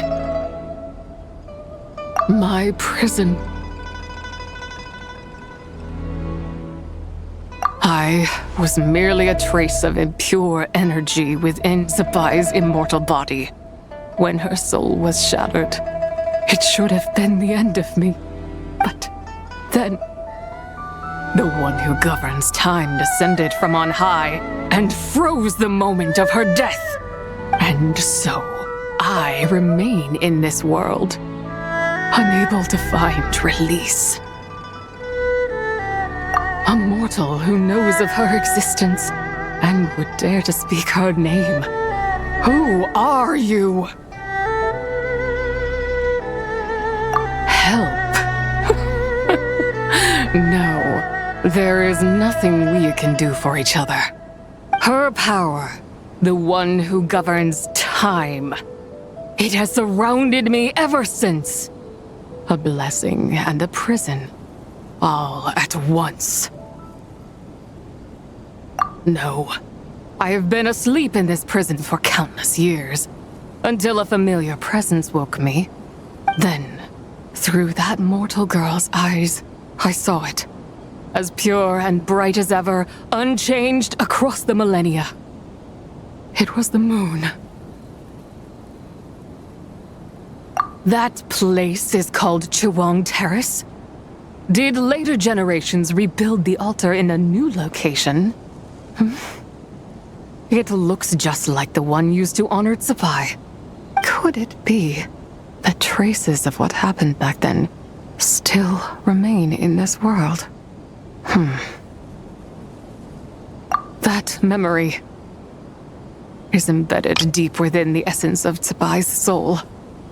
It is one that should have been forgotten. Yet, it is precisely that which haunts my every waking moment, fuels my rage, and denies me a modicum of peace. Now you, a mere mortal, come to seek that which is forbidden. So, let us see whether the fire that fuels your ambition is a hero's wisdom, or a fool's courage. I shall relinquish control over this body's curse and let it devour everything within sight. Run as fast as you can, lest this prison become your grave. Look, it draws near. The river of time, come to sweep all into oblivion. A torrent of tears for the dead and departed.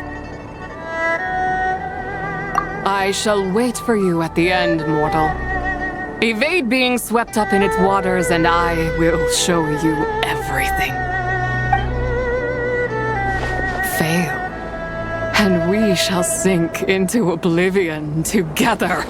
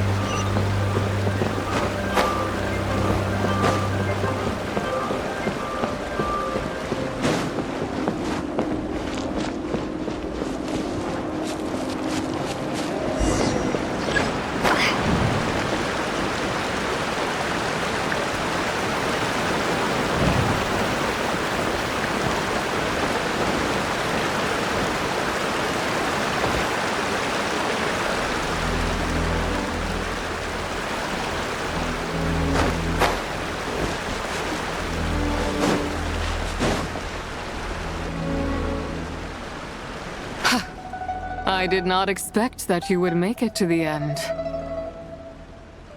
Yes, it would seem even time cannot hold you back.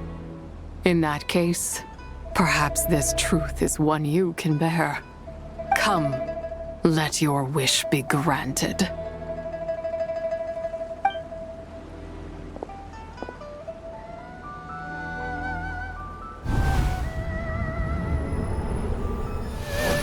Under moon eternal, in radiant night, a maiden grants silk, soft and light. Under moon iridescent, in night divine, a maiden grants fiber, for cloth so fine. Under moon of frost, in night so great, a maiden grants tools to divine our fate. What are Mom and Dad doing? Shh, just make a wish. The kind Adeptus on the moon is listening.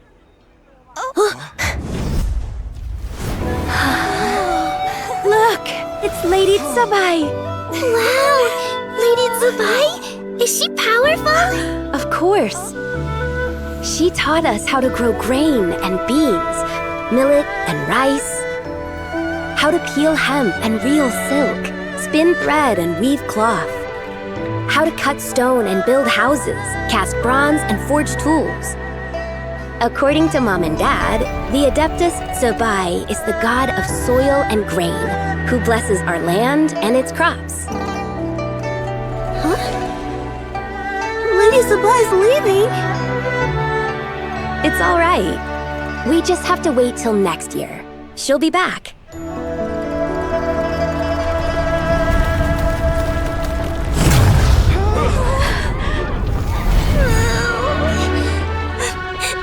Mom and Dad are gone. Why hasn't Lady Zibai returned? She'll come. We just have to believe. What is that?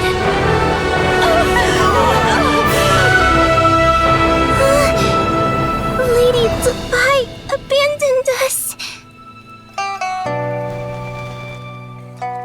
All places tainted by the abyss need to be purified. That includes Long Gone. And what of its people? You know what will happen. You are but an emissary to the mortal realm. This is Heaven's will. There is no need for guilt, and no place for hope. I wouldn't dare. But the people of Langan honor me, worship me, pray to me. If I do not answer, the guilt will be too much to bear. And if you do, you will meet the same end.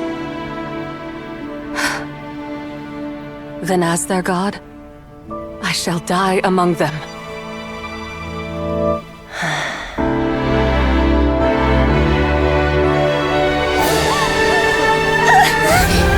Look! Lady Zibai came to save us! I knew she wouldn't abandon us! Run!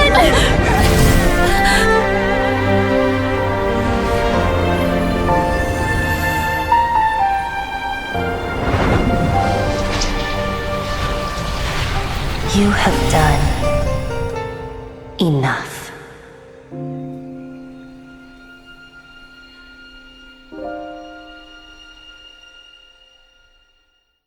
Now you know the truth.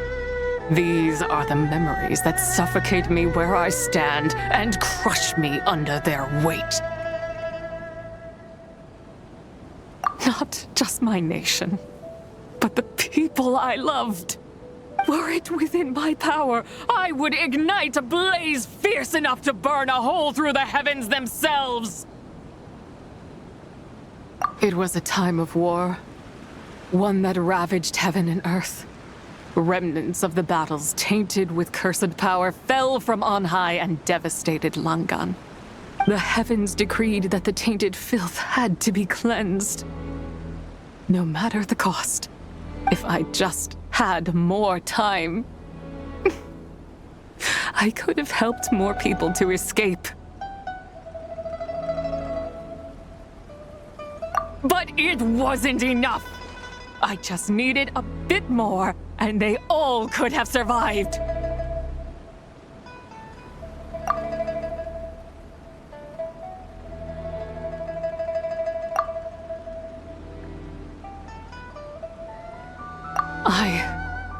never imagined there would come a day where I found peace.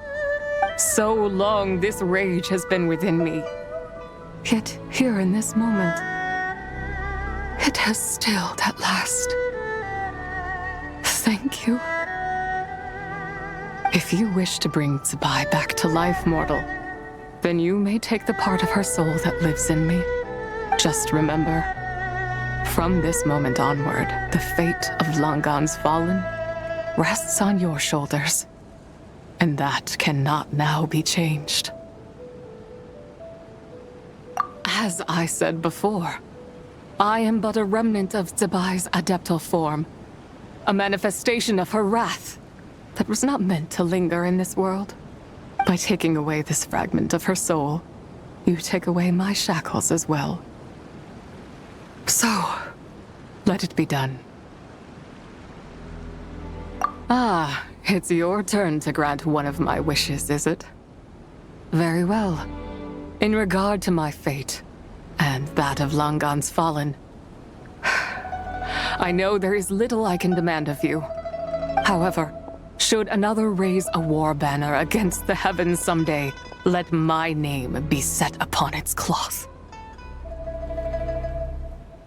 I ask for this, and nothing more. Now, take what you came for. I was a lone moon, shrouded and dimmed in cloud-veiled night. Now darkness breaks, free and unburdened. I reclaim my light.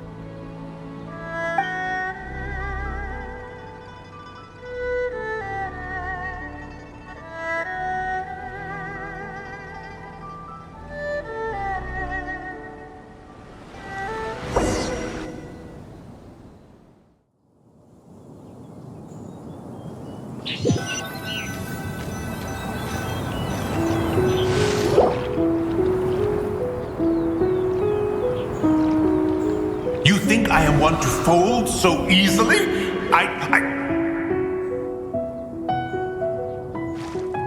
Ah, young one. What brings you here?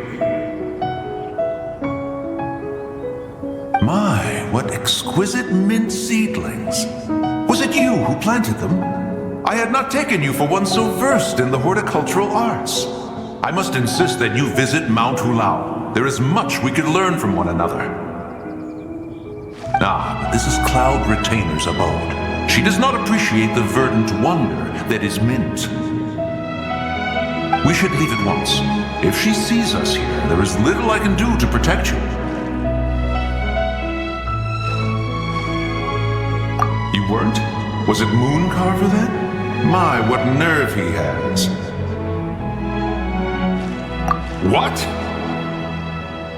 Looks like Mountain Shaper is back to normal. Has the matter with Zibai been resolved then? Wow, that was fast. That took, what, like a second? A second to us, perhaps. But for the Traveler, I imagine it felt much longer than that. One's plan was most successful then. And you're all right, Traveler. You don't feel strange in any way? Well, sounds like good news all around. I'm glad this matter is resolved. What is this matter you speak of? The possession of that mortal child? The matter of Zibai may have been resolved, but there is another that is far from over. The mint you planted around my abode. Perhaps you have a moment to spare for a little chat, Mountain Shaper.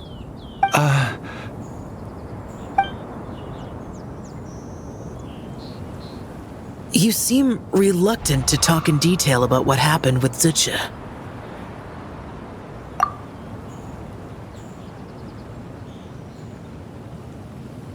Don't worry. I won't ask you to reveal her secrets to me. And I doubt the other Adepti will either. Huh? You don't want to know what happened? The expression on your face. I know it well, Traveler. It's one I've seen Rex Lapis wear on many occasions. Whatever you learned, it must be too heavy to share. And you're okay, right, Traveler? didn't hurt you, did she? Well, as long as you're not hurt, Paimon doesn't need to know anything else. Even so, I hope you feel like you can entrust me with it. If I learned anything from our time together, it's that one should not have to shoulder such a weight alone. Not to mention that certain knowledge brings danger in its wake. I would never want you to feel forced to be the sole keeper of such secrets. Yeah, kind of like how one person can't finish a whole slime, you know? Better to grab a bunch of friends and get it all together. Exactly! Wait, no! Paimon's just saying we've got loads of friends who'll be more than willing to lend an ear.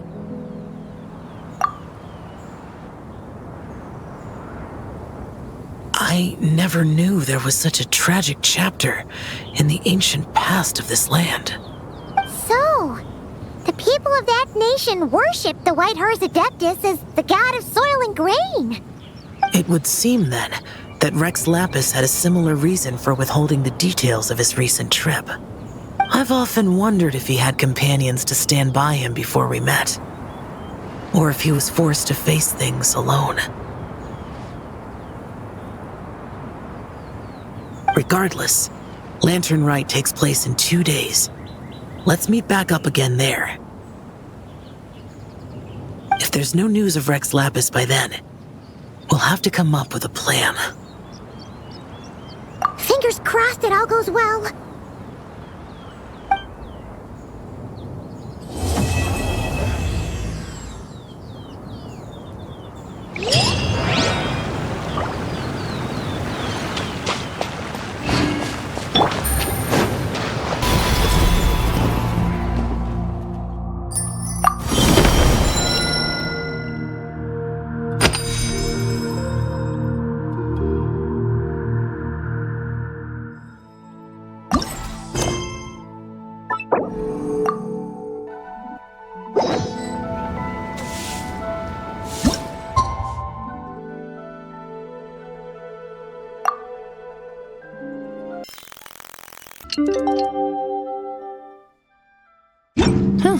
Good roll. It's time to meet back up with Xiao.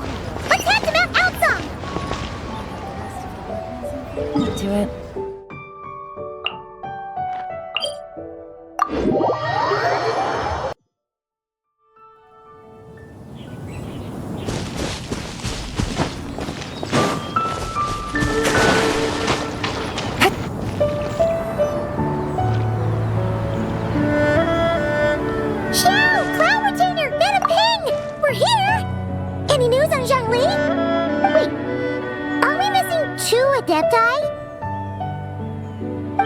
Well, Shenyun banned Mountain Shaper from Mount Outsong for 3 days.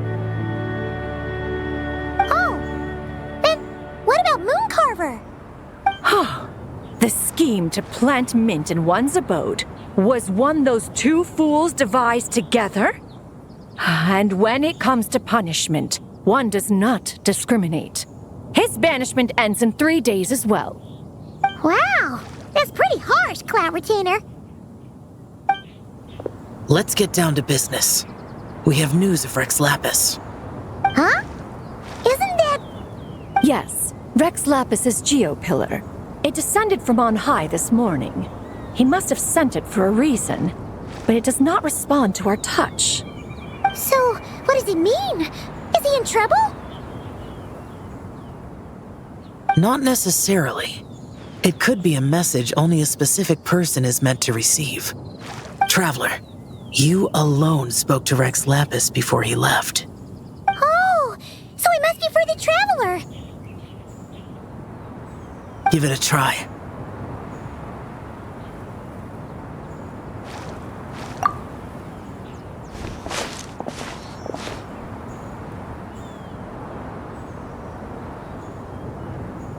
Come to the spring on Mount Qingse. I have left an entrance for you.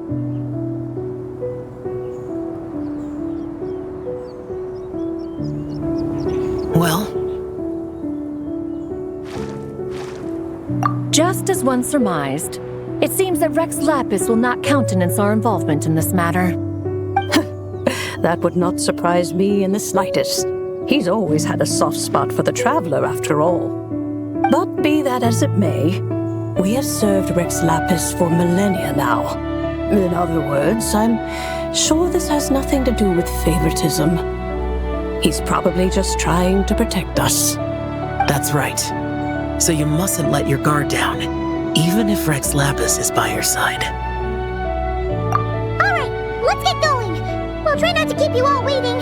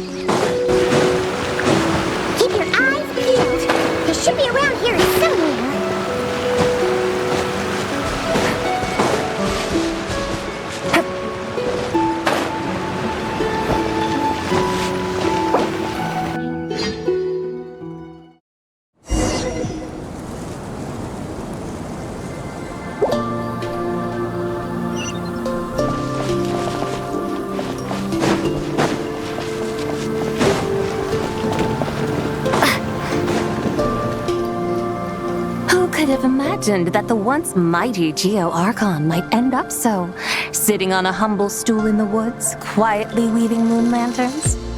You really do look like an old man now. This is a Shao lantern, not a moon lantern. In ages past, when the gods waged war and the world was in turmoil, these lanterns were lit to guide fallen warriors back to their homes.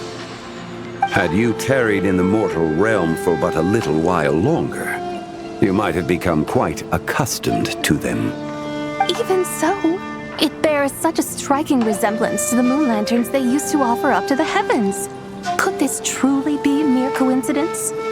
Perhaps in some sense it is, yet in another, it isn't. For instance, who is to say that some of Langan's magnificent jade did not become part of the very foundations upon which Liyue Harbor now stands? It is conceivable that this ritual was transmitted in such a manner too. Now, let's not let ourselves get carried away. For all its splendor, do not forget that, in the end, even Langan could not escape its heaven-sent fate. Alas, it is just a pity that the little creatures of this world may never again lift their eyes to the moon, even should misfortune befall them.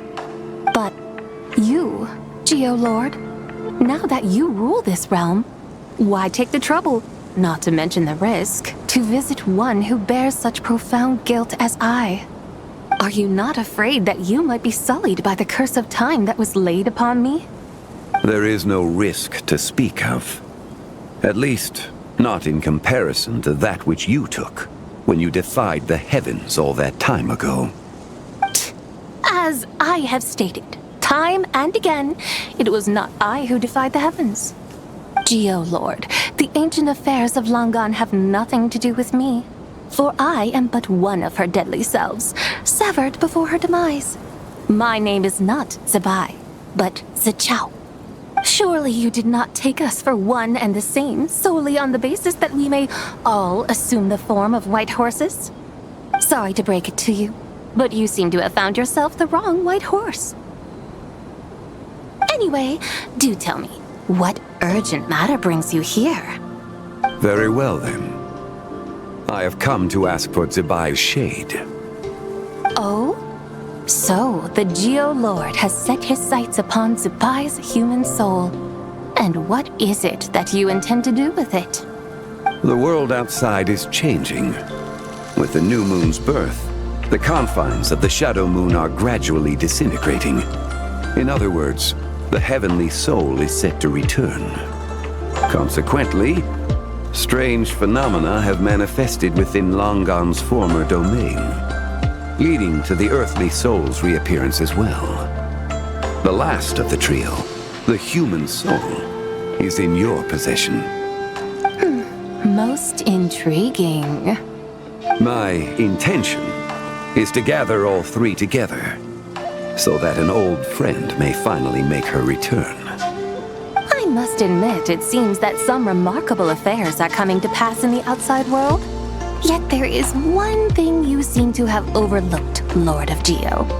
Back in the day, it was you that freed me from that painting. And afterwards, I took up arms in your name. Together we first subdued Chenyu Vale, then brought peace to Mount Qingse.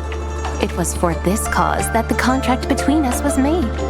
But now that the debt has been repaid, what cause have you to expect my aid?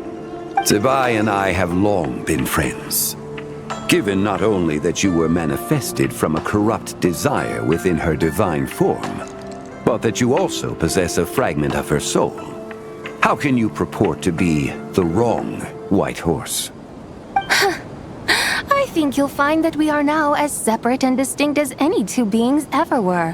What once shone with radiant purity has long become dust. What you see is no longer what it was. Oh, great Lord of Geo, should this still be unclear to you, I bid you take your leave. It seems that the fault lies in my own lack of consideration. As you wish, I shall let this matter rest. Wait! One moment, if you will. Should this not be your opportunity to propose a new contract? The part where you make me an offer I simply couldn't refuse?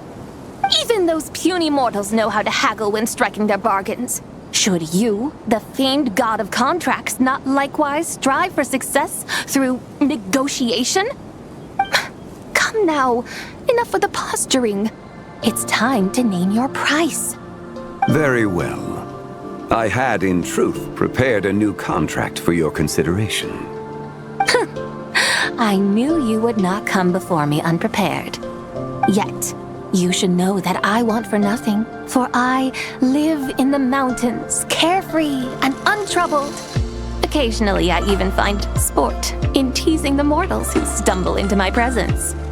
Then why persist in telling them those ancient stories? I speak of what transpired before the sky collapsed and the earth sank into itself. That is merely my way of passing the time. And what of it? Would any believe, much less remember, the ramblings of a mountain hermit? Those tales have long since spread throughout the mortal realm. Who? Should my words prove insufficient, I invite you to see the world for yourself. To this end, I have found you a pair of trusty guides. The lantern rite is presently underway in Liyue, and should prove quite intriguing for you. So this, then, is the contract you have prepared for me? Indeed it is. Think of it as a contract for a one-day festive excursion. Surely you do not hope to offer this in exchange for Zibai's shade. The foundation of my very existence for a little excursion seems a little steep, wouldn't you say? Why not see for yourself? You can always decide afterwards. The final determination, of course, shall rest with you. Is that so? Then perhaps this deal might not be entirely off the table after all. Where then are these guides of which you speak? Hey, it's Xiangli! Oh, we've been looking for you everywhere. We thought you might have gone missing. You're here. So these are my guides. Well, well. They certainly look the part, I'll give you that. Guides? Oh, you poor innocent little creatures. The benevolent Lord of Geo has soaked you to me, which means that for the rest of this day, you belong to me. Sold us to you? Just what have you gotten us into, Xiangli? The situation is not quite as dire as that would sound. I ask only that you accompany my Adeptus friend on a tour of Liyue. I would suspect that depends on how well you entertain me.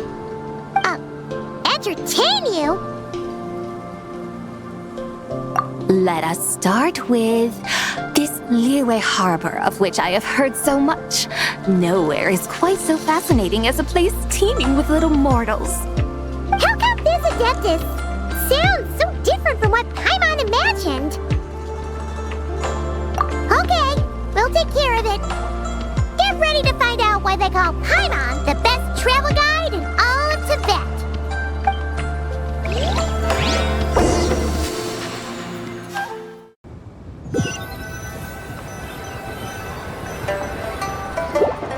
Look! We've arrived at Liyue Harbor! Not only is it Tibet's busiest port, it's also the beating heart of Liyue. So, dear Madam Adeptus, where would you like to go first? With humble fare and wine to sip, in comfort clothed and soul at ease, one eats, and all the heart's ills cease. So we're heading straight for the good stuff? Well, you're in luck, because Paimon's an expert when it comes to food. There are two main cooking styles in Liyue: Li cuisine, which is all about mountain delicacies, and Yue cuisine, which is centered on seafood. The most famous restaurants are Liuli Pavilion and Shinyue Kiosk. Oh, now Paimon's starting to drool. Yes, our only option is to go try them both. 2 meals, back to back. Both sound like excellent options to me. Are these the kind of establishments that most people might visit on a regular basis? Not exactly. Both Li cuisine and Yue cuisine are known for their pricey ingredients. Definitely not what you'd call the budget options. But don't you worry about that. Just think of it as Zhang Li's little treat. Come on! Aren't you supposed to be pals with Hu Tao? I'm unsure we can afford to spend a little more of her mora at least. Hey! All Paimon wants is to provide our Adeptus with the best possible experience here. Don't you want that too? Both certainly sound like worthy choices. Just now, though, I happened to see a porter pass this way. Where might individuals like him go to eat? A hungry porter, huh? Oh! Paimon knows just the place! Yep. Nothing fancy schmancy there. Just tasty dishes made with simple ingredients in a variety of different styles. Most importantly, it's great value for money, too. No wonder everyone loves it, huh? Oh, and the owner happens to be a good friend of ours, too. One mean restaurant. Yes, even the name itself feels lively and down to earth. All right, let's make it our first stop. Yippee! That's a great choice, too. Alrighty, let's head over there right away. Paimon can't wait to dig in. Wamin Restaurant, here we come.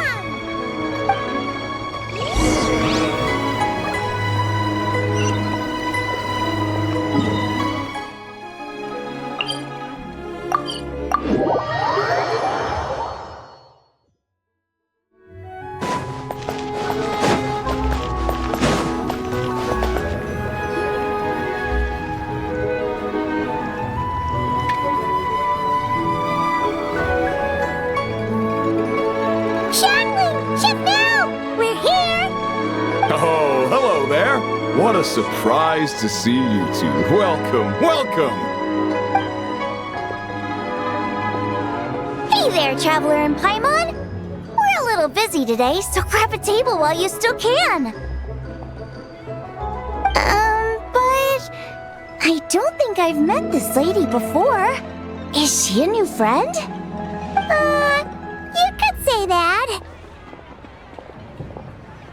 Oh, I see. Well, hey there! A friend of the Traveler's a friend of mine, too.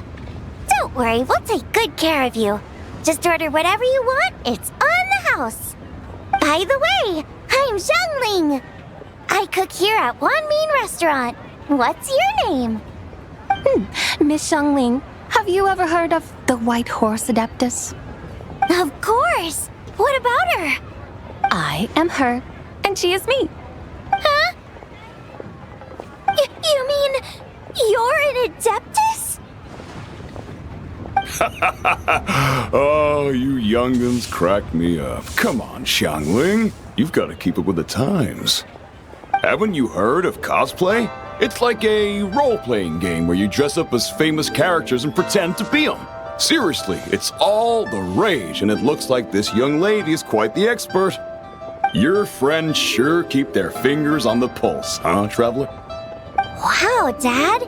Didn't know you were so tuned in. But how come I haven't heard about it? You gotta listen to our customers.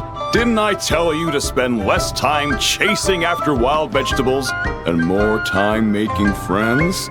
You're even more out of touch than I am. Hey, I like making friends too. Isn't that what I'm doing right now? Anyway, even if it is just a costume, is it alright if I still call you White Horse Adeptus? Of course it's all right, because that's exactly who I am. Okay. I can see you're really committed to the role. How about I call you the real White Horse Adeptus instead? In that case, you can call Paimon the real Traveler. Yeah, right. You could have at least switched outfits. Puny mortals.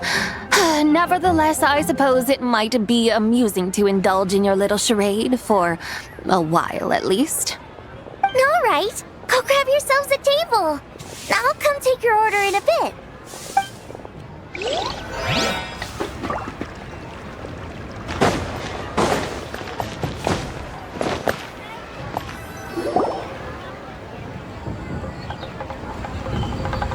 Hello. May I ask if Miss Xiangling and Chef Mao are here? Yeah, they're just over there. Wait a sec. Aren't you? So, what would you like to... You're... Hello, Miss Xiangling. It's me, Lu Xiangxiang, the one who broke some stuff here at your restaurant a few days ago. I just wanted you to know how sorry I am. I honestly don't know what came over me. Please forgive me. Oh, it's you. You really gave me a fright that day, young lady. You didn't actually get food poisoning from our black-back perch stew, right? Come on, Dad. She's come to say sorry. It's all right, Miss Lu. You must have been feeling a bit off that day. You're looking so much better now, though. Why don't you grab a table, too? This one's on the house. No, I couldn't possibly. Hey, it's totally okay. We all feel under the weather sometimes, especially when we're away from home. Go on, find yourself yikes. Looks like all the tables are taken. Wanna come sit with us? We've got an extra seat over here. Thanks, guys. So what would you like to eat today? Feel free to order anything you like. I should very much like to sample your renowned poisonous blackback perch stew. It wasn't poisoned. That was all on me. So that's one portion of blackback perch stew. How about you guys? Paimon wants... Sure thing! Looks like Paimon's having trouble making up her mind. Anyway, I guarantee you'll love it. Let me think. Well, since the blackback perch stew is on the spicier side, I guess it makes sense to balance it out with a serving of stir-fried shrimp. And since it's Lantern Rite season, you better try out the triple-layered consomme and come and get it too! Those are our seasonal specialties. As for the carbs, since we've got a full table, how about some right at home? Along with our special chili mince cornbread buns. Trust me, you won't be disappointed. Then for dessert, I'll whip you up some Lucky Snow Delight. I just came up with it a few days ago, and I can't wait for you to try it. Wow! Sounds like quite the feast! Looks like Paimon's in luck today! Am I the only one who thinks that's way too much? Not at all. Don't worry, I know what I'm doing. And to top it all off, our star dish, Adeptus Temptation. You should know that we don't often serve this here at Wanmin Restaurant. But since this is my first time cooking for the White Horse Adeptus, I'm pulling out all the stops. Okie dokie, just sit back and relax. I'll have your dishes out in no time. Hold on. Did I just hear Miss Xiangling mention the White Horse Adeptus? You did indeed. And you're looking right at her. That's a joke, by the way. She's cosplaying. Oh, I see. Phew, almost believed you there for a moment. Tell me, little one, what business might you have with the White Horse Adeptus? It's a long story. Basically, a while back, I took part in an archaeological dig over at the chasm. While we were there, we discovered a number of relics. Our findings show that they date back to the era of Long Gone, an ancient nation whose people are said to have been the ancestors of some of the modern-day inhabitants of Chenyu Vale. And why might such matters concern the White Horse Adeptus?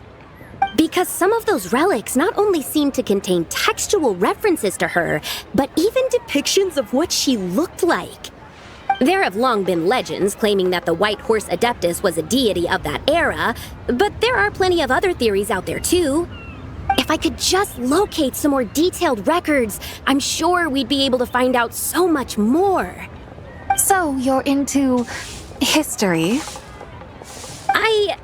Well, to tell you the truth, I actually joined the archaeological team by sheer accident.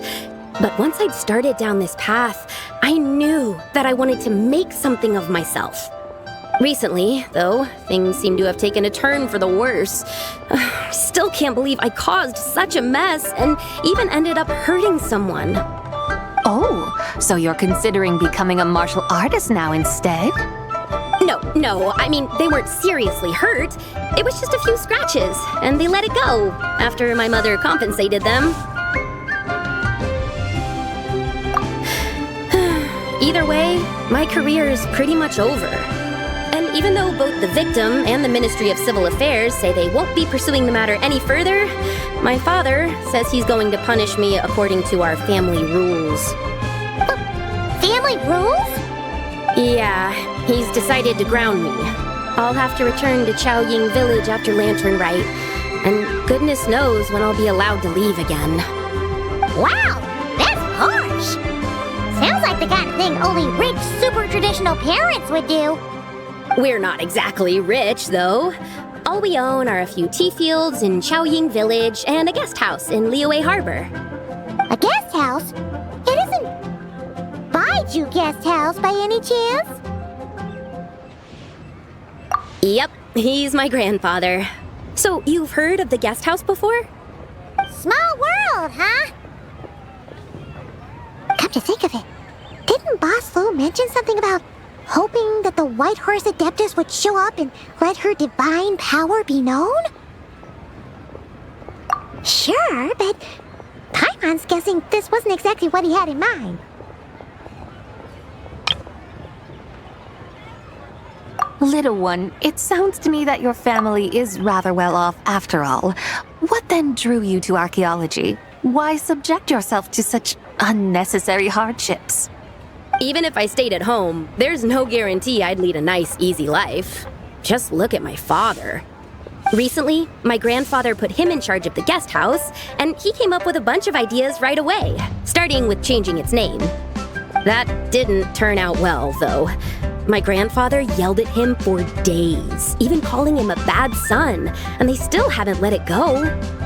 Oh! Paimon thinks we might have heard about that too. Long story short, being dependent on others is never fun. You just end up being completely under their thumb. That's why I want to make it on my own out here, no matter how hard it is. After all, as the saying goes, to rise above others, one must endure the hardest of hardships.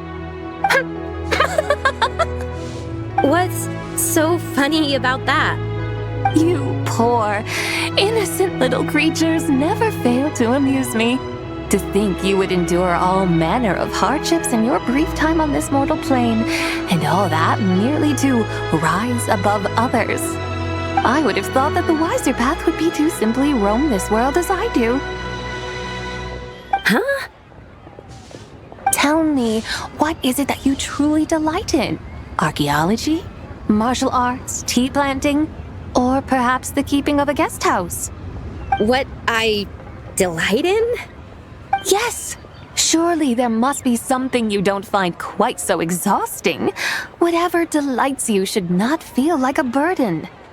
But do things like that really exist? Of course! Take Miss Xiangling, for instance.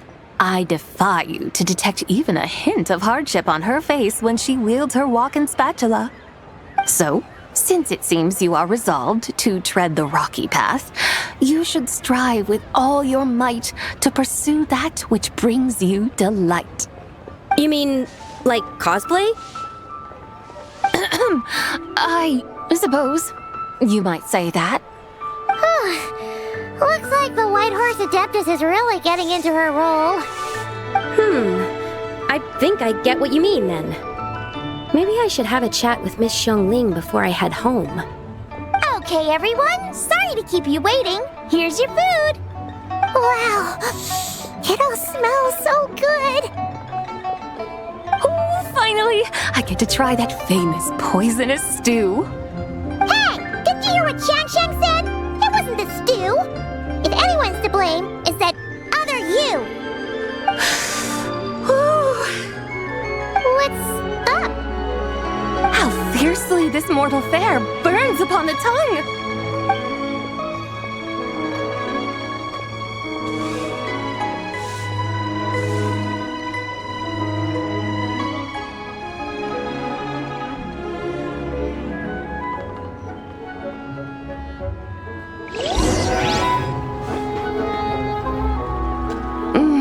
Most satisfying as poisonous stews go. So, where to now? Time, I think, to seek out some diversion? Oh, there's plenty of entertainment options in Liyue. Paimon will tell you that. The locals like to drink tea, walk their pets, play chess, watch operas, attend storytelling performances. Storytelling performances? You know, like listening to people telling stories. They're usually based on old Liyue legends, just like their operas. Stuff like the Divine Damsel of Devastation, Through the Eyes of a Dragon, or the Sanctification of Tao Do. What about the story of the bright moon that sits in the sky above us? Paimon doesn't think she's heard that one. Still, the moon does come up quite a lot. It's even in the name itself. The Yue in Liyue actually means moon. Since we're on the subject, you like telling stories yourself, right? Why don't we go check it out? In that case, I'll have to trouble the two of you to lead the way. Awesome! Let's go! Third round knockout, here we come! Wow, Liyue's really got a lot going for it.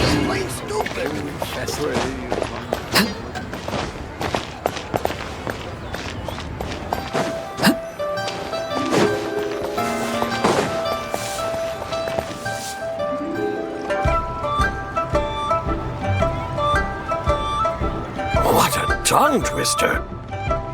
I'd have made a complete fool of myself if I tried to say it on stage without practicing it first.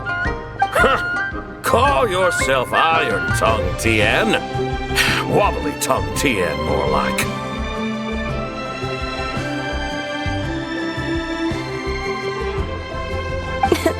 I used to have that problem a lot.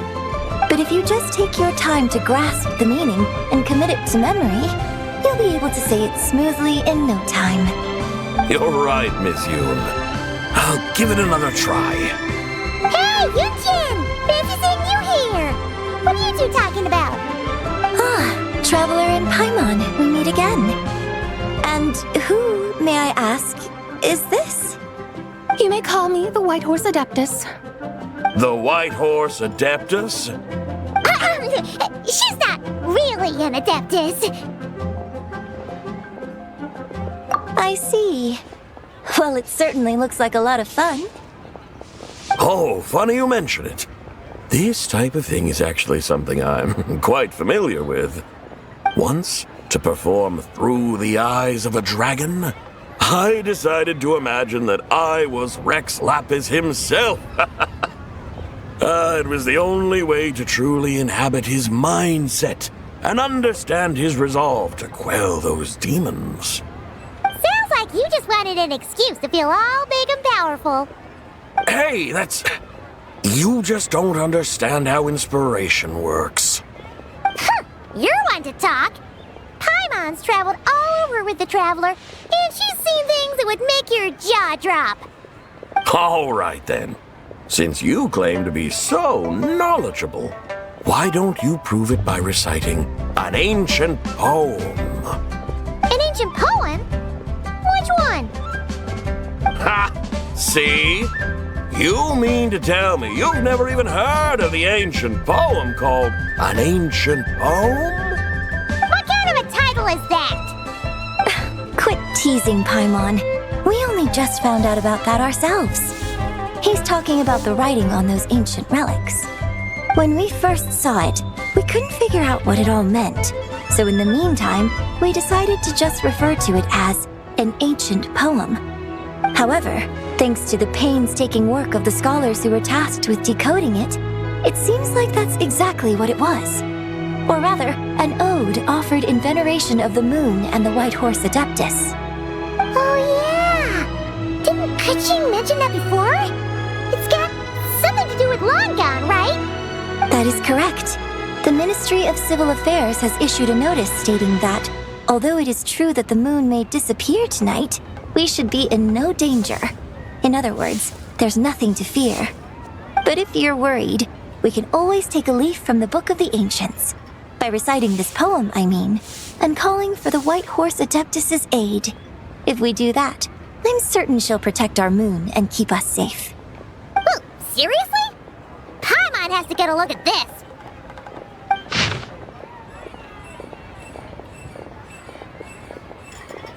Under moon eternal, in radiant night, a maiden grants silk, soft and light? What in Tibet's that supposed to mean? Under moon iridescent, in night divine, blah blah blah, something cloth so fine. Something about fields being plowed, something else about seeds being sown from the earth. Seriously? What is this? The fields are plowed, the seeds are sown, and from the earth, life is grown. Whoa! You did that without even looking! Bravo! Bravo! We have an expert in our midst. Looks like this young lady really does know her role inside out. If I didn't know any better, I'd have taken her for the real deal. That's because I am the real deal. That's the spirit. This is exactly the kind of mindset I was talking about.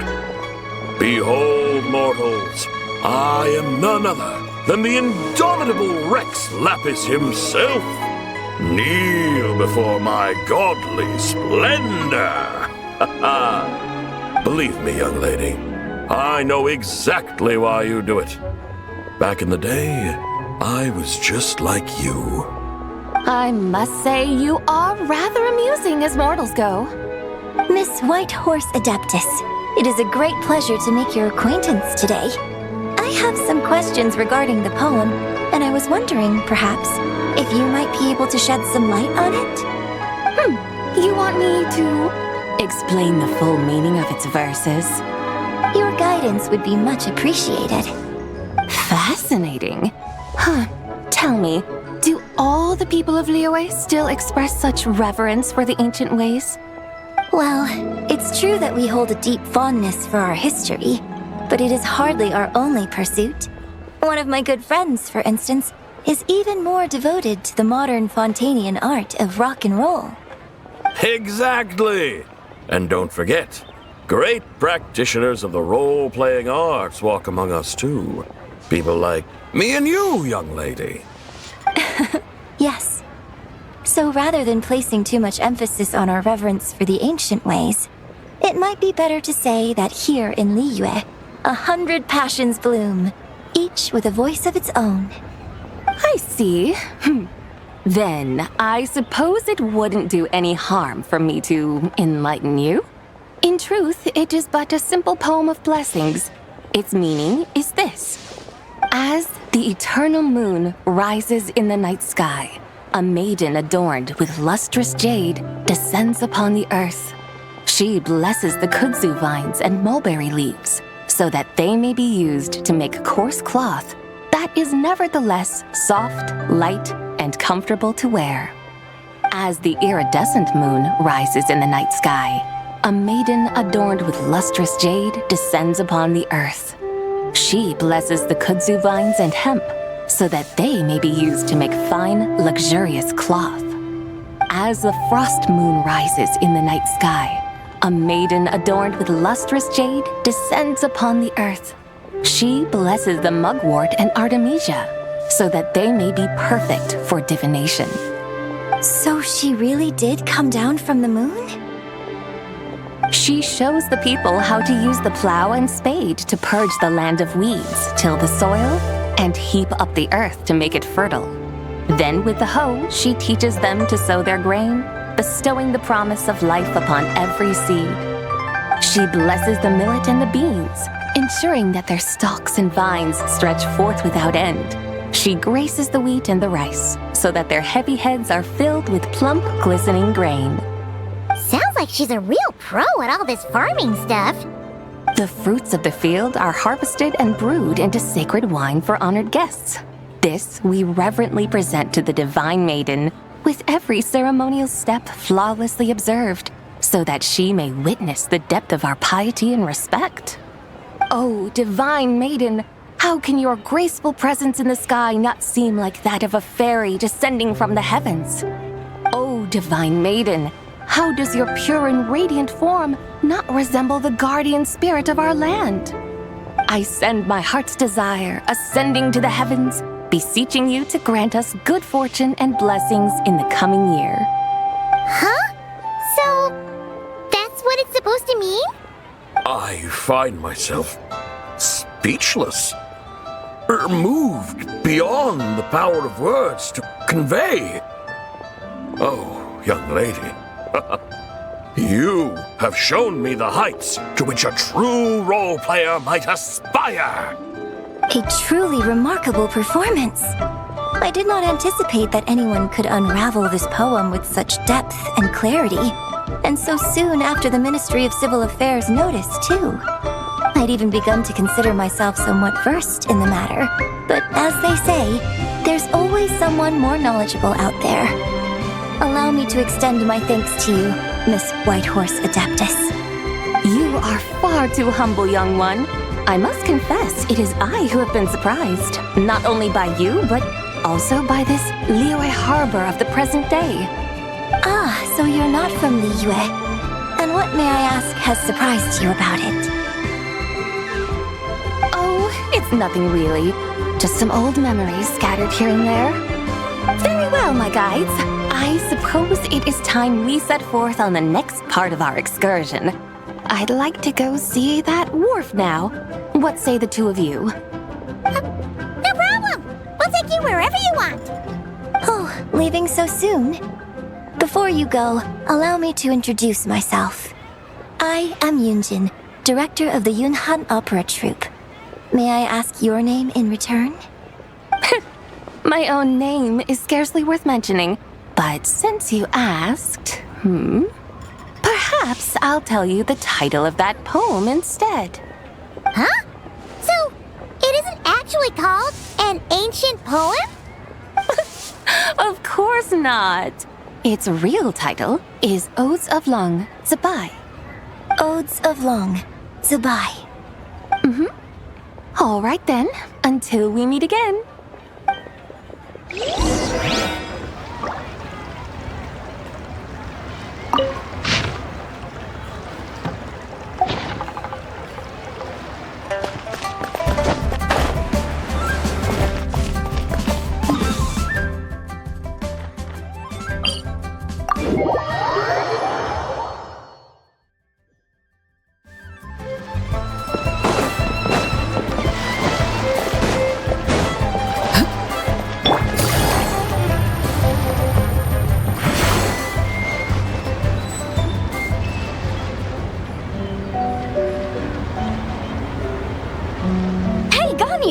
I almost forgot to mention.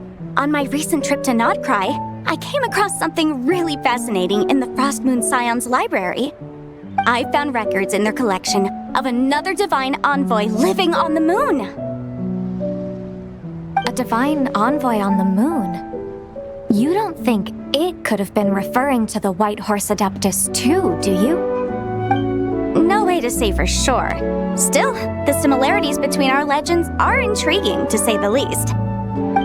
Isn't it amazing? Especially when you consider how far apart we are. It truly is.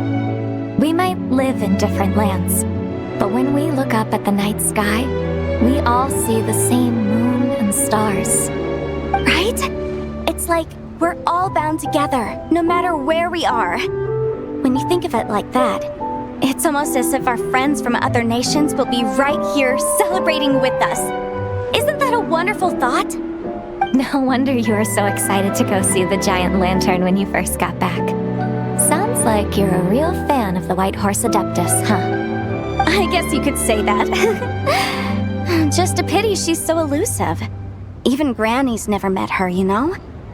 Maybe she really is just a legend after all. Hey, Yanfei and Ganyu! Trust, Paimon. The White Horse Adeptus is as real can be. Huh? Oh, look! It's the Traveler and Paimon! Feels like I haven't seen you two in, like, forever. Happy Lantern Rite. It's so good to see you again. Hey, you two. Happy Lantern Rite. Did I hear you right just now, Paimon? Does that mean you've actually seen the White Horse Adeptus? She has indeed. And now, so have you. And you are? Why, who else? The White Horse Adeptus, of course. Could you maybe start with something else next time? You're the White Horse Adeptus? That's right.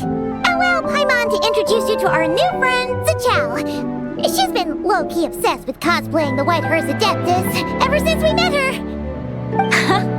I see. Well then, greetings, Miss Zichao. My name is Yanfei, and recently I've been low-key obsessed with learning everything I can about the White Horse Adeptus. I'm sure the two of you will get along like a house on fire. Oh, and by the way, I'm Ganyu. So, Miss Zichao, you must be here to see the giant lantern too, right?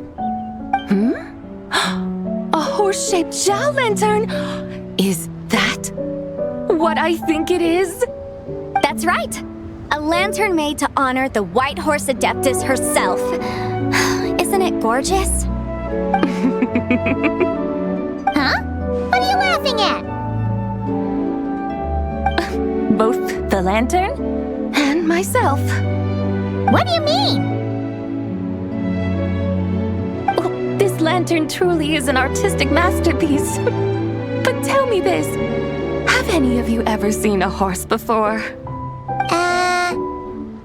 Come to think of it, Paimon can't remember ever actually seeing one herself. What about you, Traveler? This horse appears to be mid-trot, but it has adopted what is called a lateral gait, where the legs on one side of the body move together in unison. A rather rare sight indeed. Just now, I suddenly pictured myself, I mean, the White Horse Adeptus running the same way. The image was so absurd, I could barely contain my mirth. Oh, really? I never knew that. You learn something every day, huh? Oh, come on! It's basically a giant piece of fan art! Who cares if it's different than the original? I was merely laughing at my own ignorance. I came here thinking that the White Horse Adeptus's tale had been long forgotten. Yet here I am, gazing upon a lantern made in her honor. Well, you couldn't have been more mistaken. There are so many tales about the White Horse Adeptus, I'm starting to lose count. Just off the top of my head. Just so you know, Yanfei, we've heard it all like a million times before. But there's one thing I can guarantee that you haven't. Huh? You mean like a new chapter of her stories come to light? Mm-hmm. And I heard it from Ganyu just yesterday. Hey, why don't you share it with the others? Sure, no problem. Where to begin? Do you guys still remember what Liyue's Moon Chase Festival is about? Of course! It's a festival held in honor of the Stove God. That's right. But it took a really long time for the Stove God Festival to become what it is today. In its earliest form, it was actually an adeptal ritual known as the Moon Chase Rite. Paimon remembers Madame Ping mentioning that before, but she never explained exactly what it was. According to Cloud Retainer, the Moon Chase Rite was originally a ritual meant for communicating with the moon. Communicating with the moon? But for what purpose?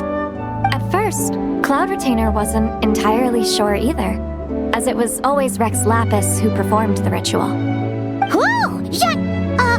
Rex Lapis did it himself? Must have been a really important ritual. That's right. Unfortunately, despite numerous attempts, they never actually received any response from the moon, which is why they eventually stopped performing it. But then, just yesterday, Kaching took a picture of the moon being obscured by a dark hole to Cloud Retainer and asked if it had anything to do with the Moon Chase Rite. The moment Cloud Retainer saw it, it suddenly dawned on her that the rite might have been an attempt to reach the White Horse Adeptus all along. Does that mean Zhang Li's been trying to bring back the White Horse Adeptus all this time? So how about that? Bet you never thought there might even be a link between the White Horse Adeptus and the Moon Chase Festival. If Kaching hadn't taken that picture to Cloud Retainer, we would never have known any of this. This is probably what Kaching was referring to that day when she mentioned there were some ideas she wanted to follow up on. So, Geo Archon. All this time, you've been striving to awaken her. Huh? What do you mean, awaken? Nothing. What I truly meant to say was, this new insight you've provided has been truly eye-opening. Oh, by the way, my trusty guides, I've been meaning to ask, where in Liyue Harbor might one enjoy an expansive scenic view? Huh? We're off to the next stop already? But Paimon's barely done digesting that lore bomb just now. All the more reason to find the right spot to let it sink in. Oh, so that's what you're up to. A tour of Liyue Harbor? In that case, if you're looking for a spot with a panoramic view, I'd recommend Yujing Terrace. That's a great idea. Since the terrace is on higher ground, the sea view from up there's so much better. Great! Well, the lantern ride's about to start, so we should get back to Granny's now. Hope to see you all at the festival tonight. Oh, you're off too? All right then. See you both soon. See you soon.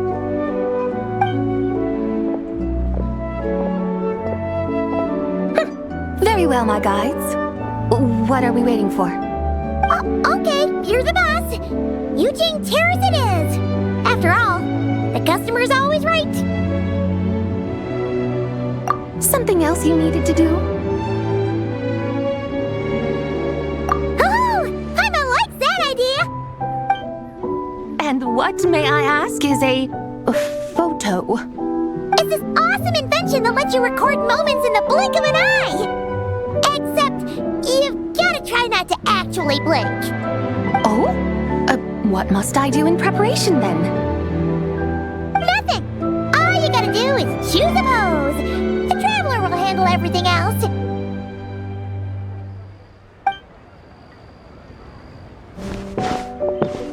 Come on, let's give it a try.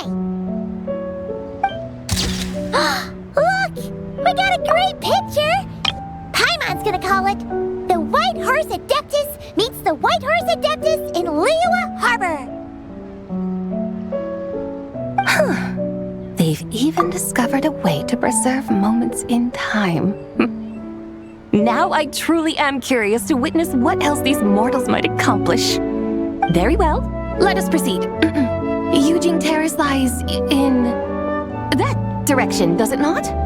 Hey, wait for us!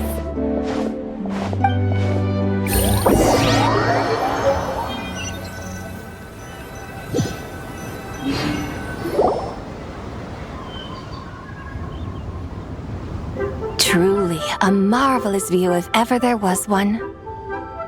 It seems the charm of this Liyue harbor is only heightened by the sun's dying light.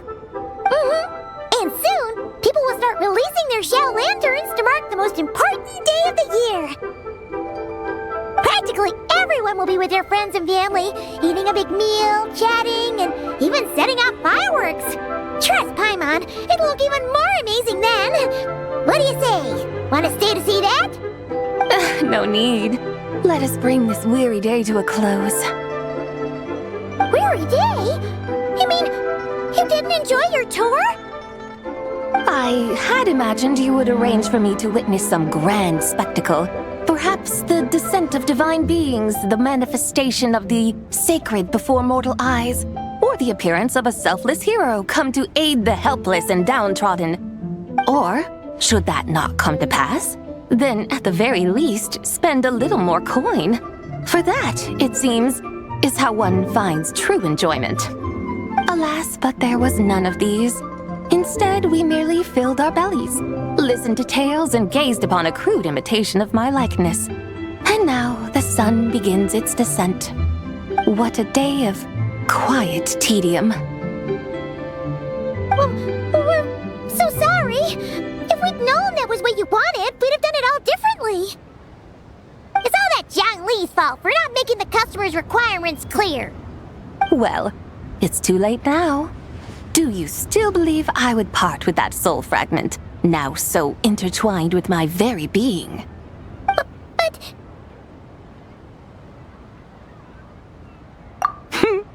I knew you were the more astute of the pair. Huh? You were just trying to scare Paimon?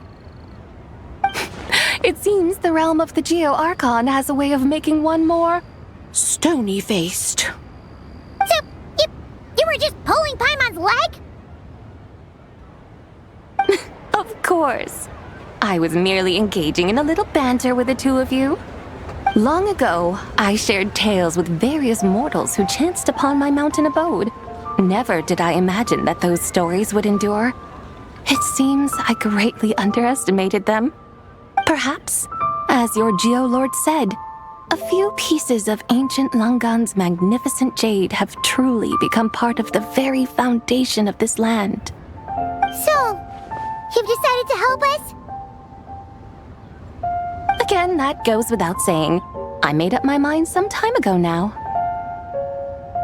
When I beheld a rather intriguing scene as I set foot in this city, I saw porters passing through the alleys, setting down heavy wooden crates from their weary shoulders, peddlers pushing carts as the kites and lanterns upon them rustled gently in the breeze. I saw cooks cooking, actors acting, scholars reading, soldiers marching, children playing, elders resting, officials officiating, and the common folk absorbed in this or that, reveling in the simple joys of life. Some, it seems, have already found that which stirs their hearts, while others continue to fret, troubled by uncertain futures. Yet, in this gentle and serene order, each holds fast to their anticipation, not only for the celebrations to come, but also for the first light of the morrow.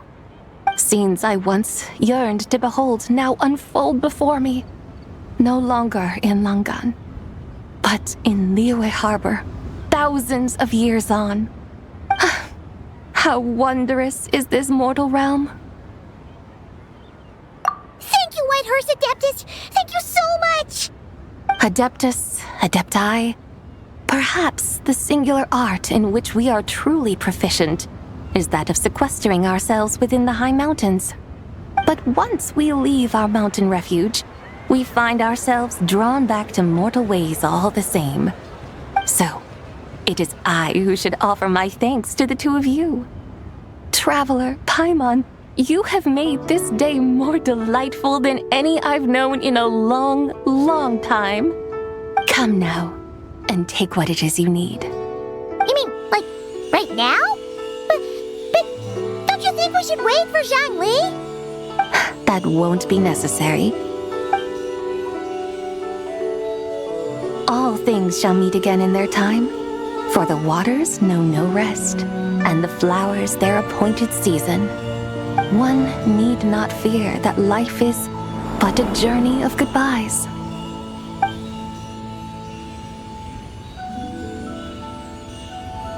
Is she gone?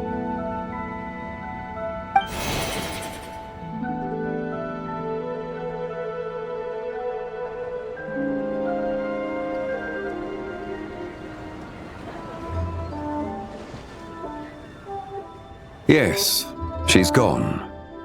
A deadly self is formed from the body's impure vapors, so naturally it cannot survive long in this world. Had it not been sustained by the remnant of Zibai's soul, it would have faded away a long time past. Now that the remnant is gone, it has severed its ties to the mortal world. Zhangli! When did you get here? A while ago. Paimon would have thought you'd at least want to say goodbye. Though mountains endure, the ceaseless waters will, at last, wear away their sharp edges.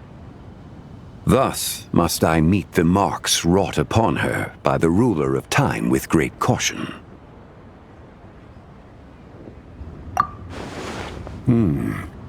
It may be goodbye for now, but someday we will meet again. Really? And when might that be? Who can say for sure? Years and years from now, perhaps. Or maybe tonight, at the Lantern Rite. Are you saying that if the White Horse Adeptus were to be resurrected, she'd still have the memories of the three deadly selves? That she'd still remember us? We will find out soon enough.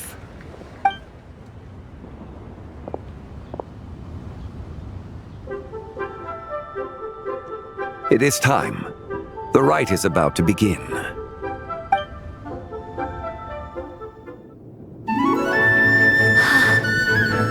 The rite is about to begin.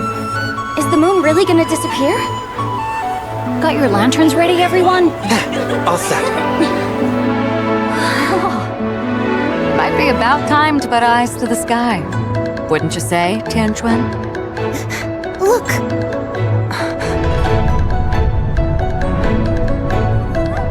When the sun's out, eat the sun. When the moon's out, eat the moon. Whoa, is this the lunar eclipse? Under moon eternal, in radiant night, a maiden grants silk, soft and light. Under moon iridescent, in night divine, a maiden grants fiber, cloth so fine. Under moon of frost, in night so great, a maiden grants tools to divine our fate. The fields are plowed, the seeds are sown, and from the earth, life is grown. The seedlings stretch, the crops do rise, and all unfolds before our eyes. Fruits are gathered, sweet wine is poured. These gifts we offer to our Lord. Pure is heaven, so fair and bright, she shines as light in this dark night. And with her does this, wish take flight.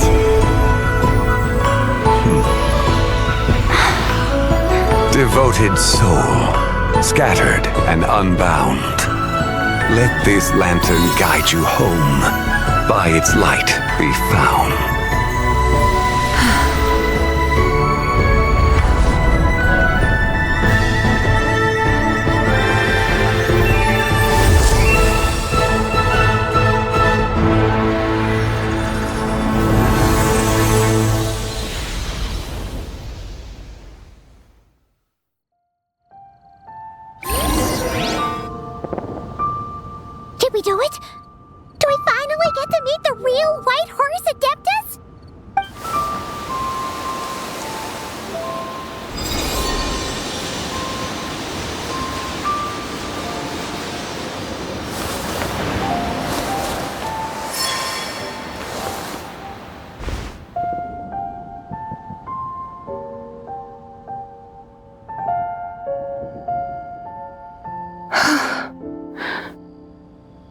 place? Where am I? A familiar land, now known by the name of Liyue.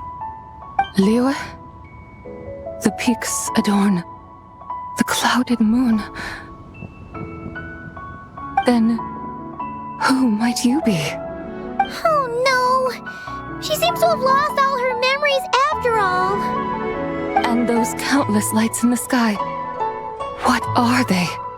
These lights, each like a dwelling in glad accord, usher in this day of joyous rebirth. And whose rebirth might that be? That of my old friend, Zibai.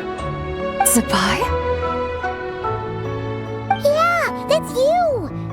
Don't you remember anything at all? That's... me? Oh, yes. The envoy of the Lunar Palace. My name is Zibai, indeed. Then you must be... the Lord of Geo, Heaven's Star. Many years have passed since we last saw one another. Zibai, my friend. Welcome home. Home? But why does this place, this Liyue, feel at once so strange and yet so familiar? Who you are?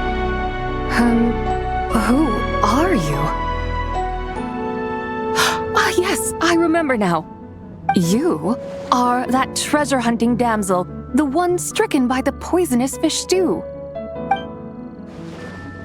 How goes your quest for treasure? You must have achieved both fame and fortune by now, I trust. Hey, you've got it all wrong! You're talking about Lu Xiangxiang! And how many times do we have to tell you? She wasn't poisoned! Sheesh! But I could have sworn... Oh, that's right. You're that impudent blonde youngster who kept meddling in my affairs. And to think you even had the audacity to presume yourselves worthy of being... What was it again? Yes, of being my guides. How very wonderful to see you again, my most faithful and beloved guides. I trust all has been well in my absence? Well, she finally got it right. But that sudden mood swing felt even weirder. It's like her head's packed full of slimes. It is possible that her cells have not yet settled. After all, they've only just been brought back together. It may be some time before she fully recovers. Huh? You mean, kinda like she's still half asleep?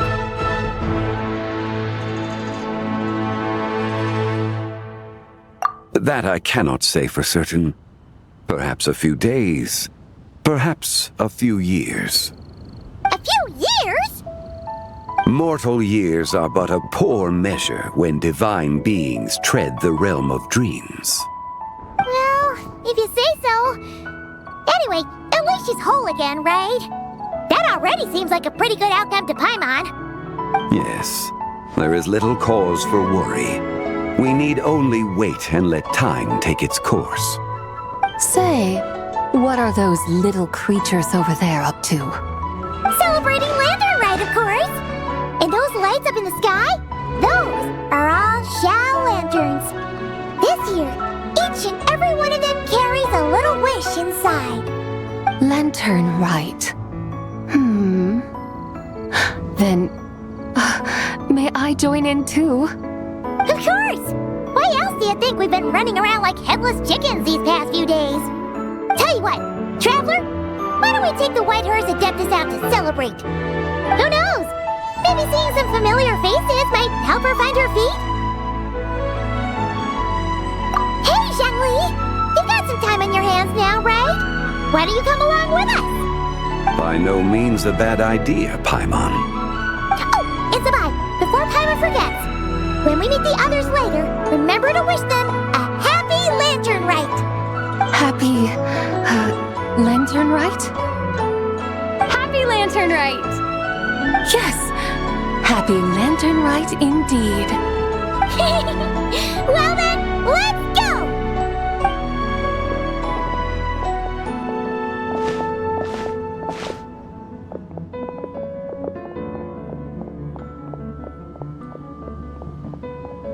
Lantern Rite.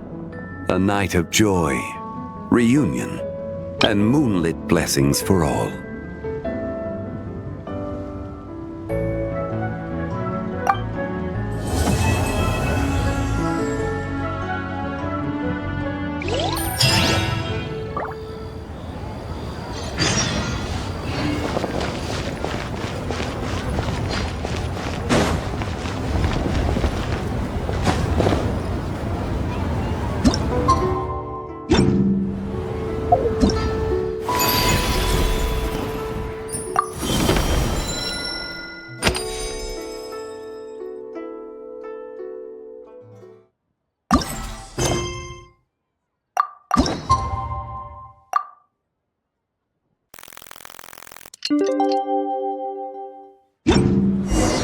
Paimon wonders how the White Horse Adeptus is getting along.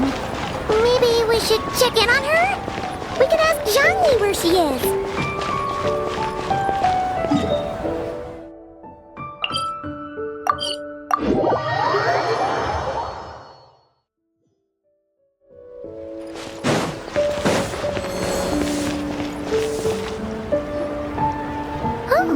Looks like Zhangli hasn't stopped by for tea today. Hey, are you two looking for your friend? Try going up that way. Is Zhangli up that way? No, but that young lady who was dressed up as the White Horse Adeptus the other day is. She's your friend, right? I just saw her head toward Wanmin Restaurant. I was wondering why she was eating alone. But then you two showed up hot on her heels. We were just on our way to find her. But what's she doing at Wanmin Restaurant? I have no idea. I said hello, but she completely ignored me. She couldn't have forgotten who I am, right? I mean, we're kindred spirits, aren't we? Maybe she's still half asleep, but her brain might be a little fuzzy. Oh, that makes sense. I was wondering why her eyes were so red. Her eyes were red? Oh, that doesn't sound good. You young people, staying up all night because you think you're invincible? Look at your friend, missing out on sleep so she can pretend to be the White Horse Adeptus. That's where that leaves you, you know. A word to your friend from someone who's older and wiser. She really needs some rest. Paimon won't be so certain about the older and wiser part. Yeah, what was that? Hurry along, then. Oh, and don't forget to come back and check out my Rex Lapis cosplay when you're done.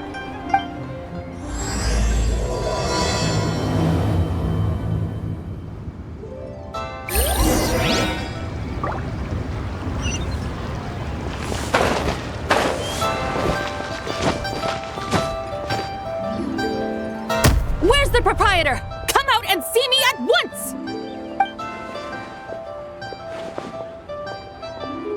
Xiangling and Chef Mao aren't here right now. What can I help you with? And who might you be? My name is Shenhe. I work here at Wanmin Restaurant. Shenhe. Shenhe. Are you that crane adeptus who loves planting mint? It's been a few days.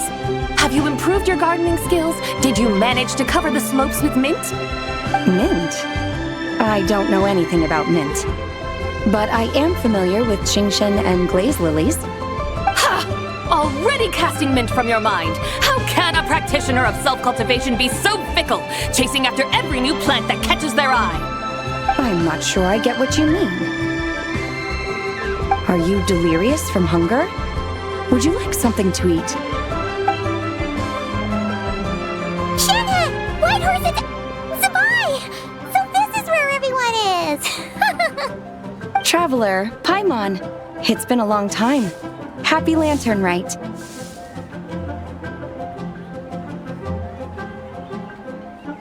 Is this customer a friend of yours? Don't mind her, Shen. She's just a little cranky because, she didn't sleep well last night and she's only just woken up. Look how red her eyes are. I see. In that case, Miss Zibai, I have a tonic here infused with Xingxin. It's cool and soothing when applied to the eyes. Would you like to try a few drops? Stop right there!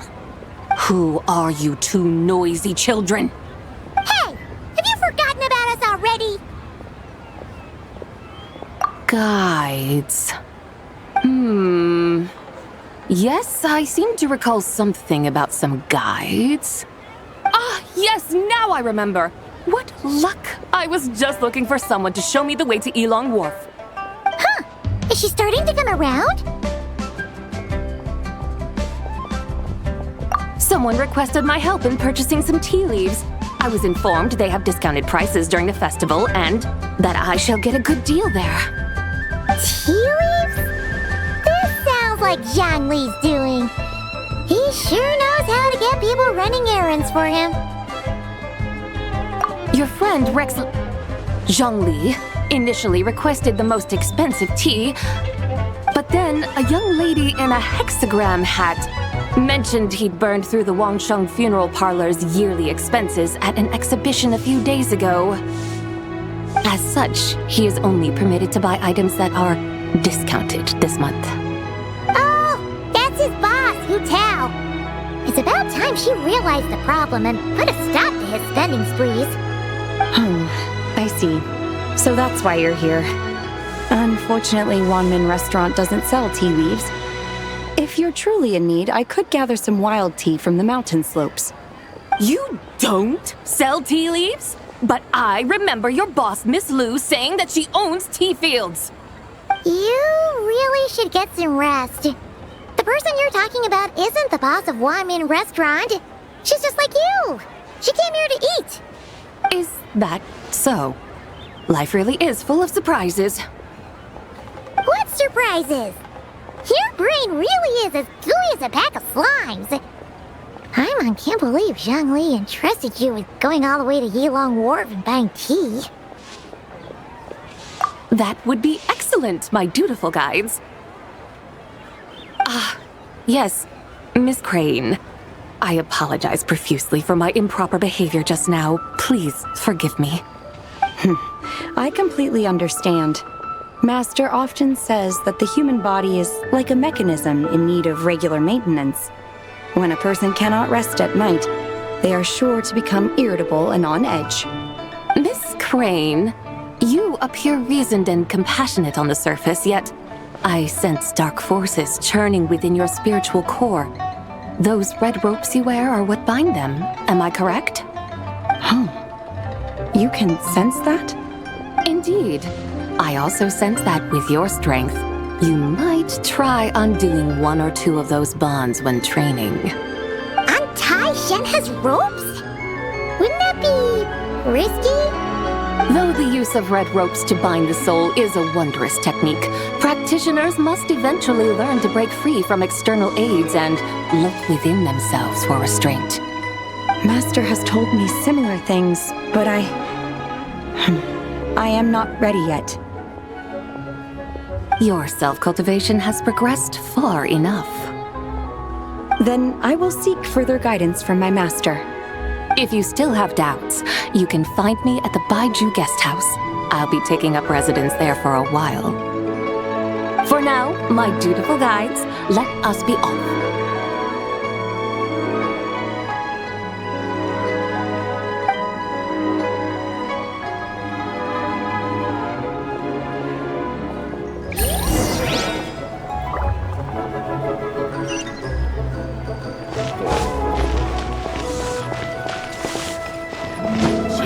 Tasty chop suey! Really got a lot going for it. Should I save this money for investing? Listen, let me tell you how it is.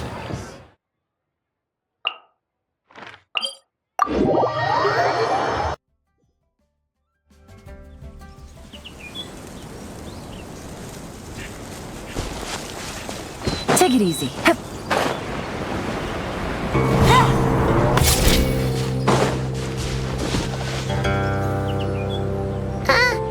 Are we going to Elong Wharf? How do we end up on this mountain? Is that small town over there not Elong Wharf? I sense a familiar scent wafting through the air. You're right! Except for the smell part.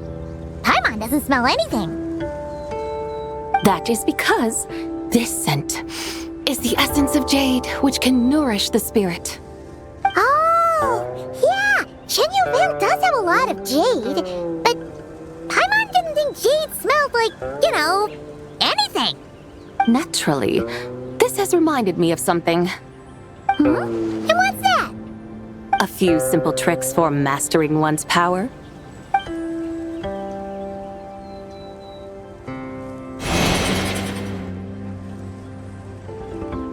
What is that thing?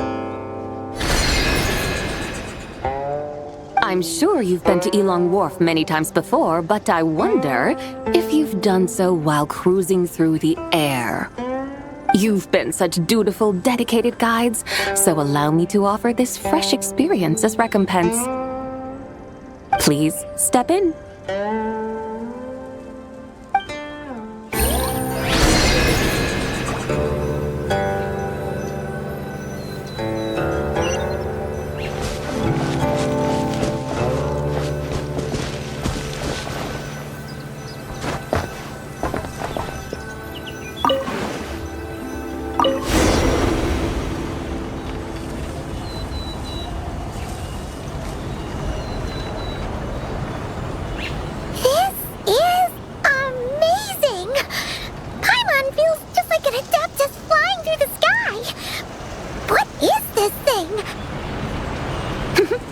I created it from my memories of the chariot of the Lunar Palace.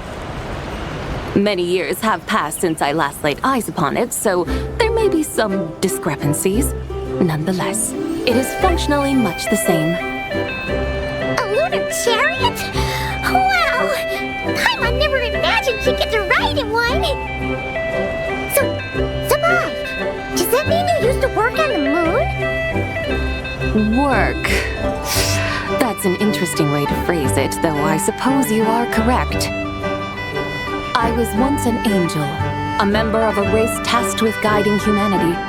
Then, graced by serendipity, I became a moon envoy. Huh? What's a moon envoy? Some kind of super important angel? As you would understand it, a moon envoy is a job title.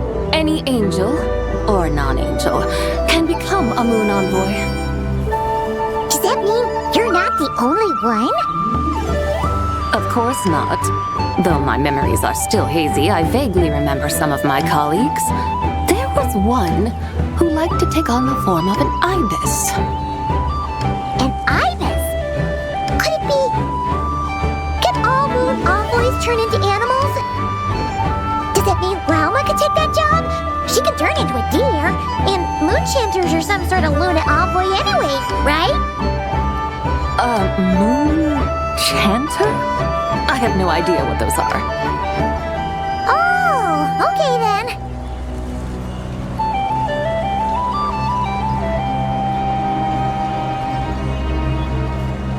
Look! Paimon thinks she saw a tea vendor over there! Very well, let's take a look.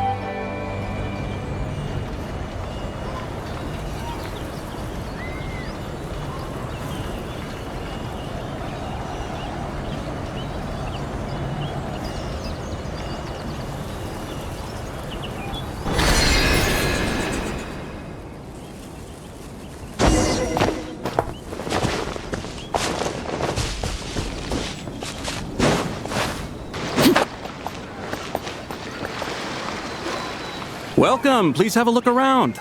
We only sell teas of the finest quality sourced directly from Chaoying Village. Right now we're offering a special discount for Lantern Rite. Look over there! Discounted tea!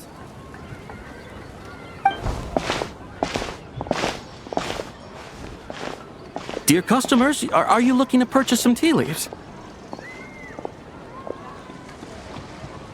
I can see from your bearing that you are no ordinary customers. My humble shop has some exquisite teas that should satisfy your more refined tastes. We're not here for quality. We're looking for a discount. A discount? Well, that's a coincidence. Our Sunglaw tea is on sale right now. A special festive offer. Something about the name of that tea sounds familiar to Paimon. Buy 3 boxes of Sunglaw tea during the festival to get 10% off. Buy 4, get 20% off. Buy 10, but... That's right! 10 boxes at half price. Have you been to our shop before by any chance? Oh, Paimon's definitely heard this spiel before. 3, 4, 10, 20, 50. Zibai, what are you muttering about? When purchasing 3, 4, or 10 boxes, the corresponding discounts are 10, 20, and 50%. The intervals between the 2 sets of numbers are 1 and 6, and 10 and 30. Look! Her eyes turned blue! That's gotta be a first! If the differences between intervals remain equal, the interval after 6 should be 6 plus the difference between 6 and 1, which is 11. Similarly, after 30, the next interval should be 50. Therefore, extrapolating upward, the next 2 numbers in each set should be 21 and 100. You're making Paimon's head spin! Those numbers, what do they mean? They mean that if we buy 21 boxes of Sunglaw tea, we should get a 100% discount! 100% discount? You mean we'll get them for free? Oh, there was a pattern to the discounts! Is that right? The pattern we speak of is mathematics, little one. A pattern that is always right. That's amazing! You're a shopping genius, Zibai! Oh wait, something feels off here. I had no idea our shop's discounts were tied to the laws of nature. I've learned so much from you, dear customer. No need to thank me. Now, please give us our 21 boxes of free tea. Wait!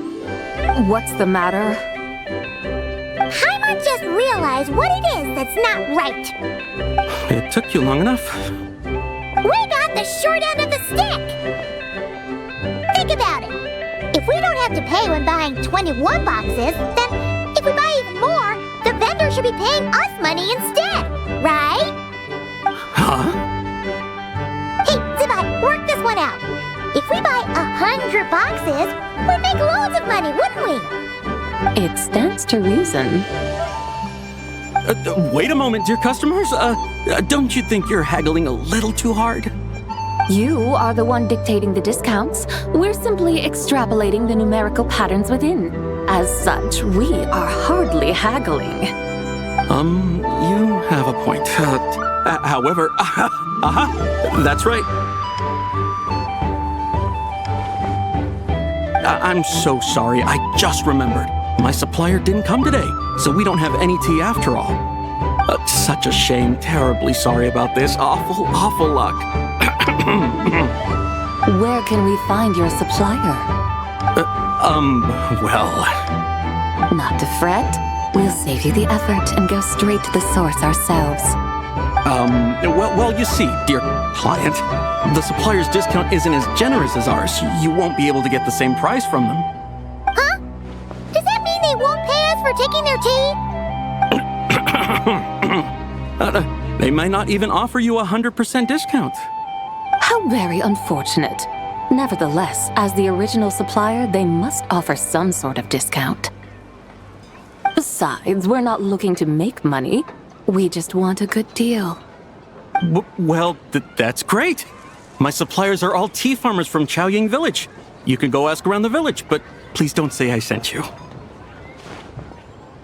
Do not worry. We appreciate your generosity. Referring customers to your business partners, even choosing to remain anonymous, the demeanor of a true gentleman indeed. Your business will surely prosper. I hope you're right. Then let us head to Chaoying Village. Do you know the way, my guides? Of course! Just follow us!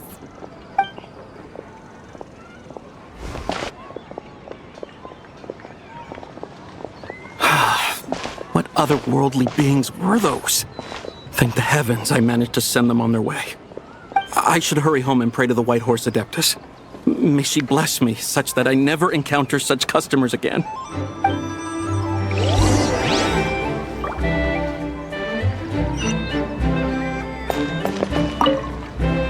I should hurry home and pray to the White Horse Adeptus. May she bless me such that I never encounter such customers again.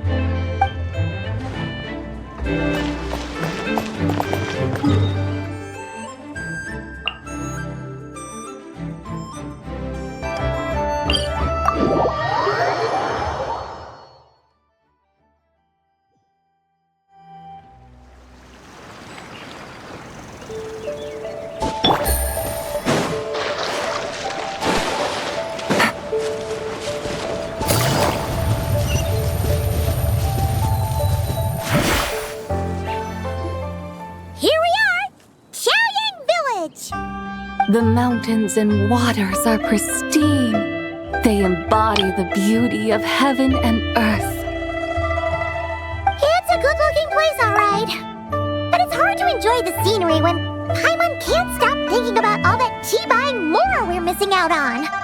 Should fate dictate, Mora will find its way to you sooner or later. Well, Morak certainly finds us often enough. He even sought us out in person this lantern rite. For now, let's look around and see if any tea farmers are selling their crop. We'll be able to see more clearly from up high. Let's take to the sky and enjoy the beautiful scenery while we're at it.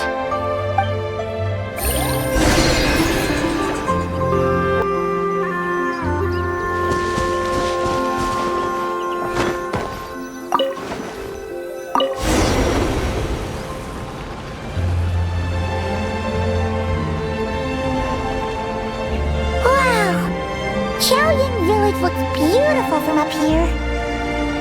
Indeed. The houses here are quite different from those in Liyue Harbor.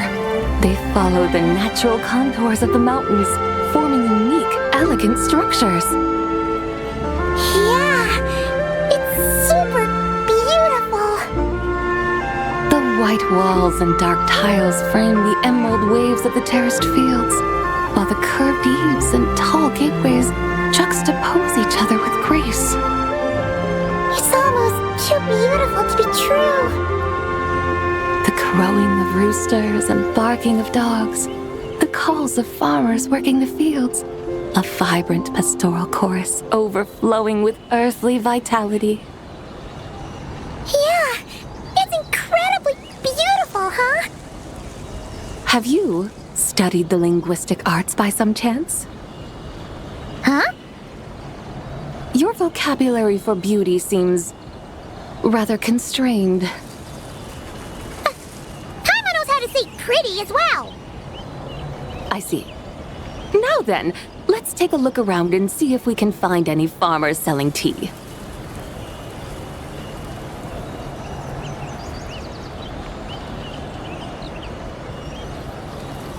Look! There's someone in that tea field! And they look kind of familiar. Wait, is that Lu Xiangxiang? And who is that? Oh, you'll remember her once you see her up close. Hey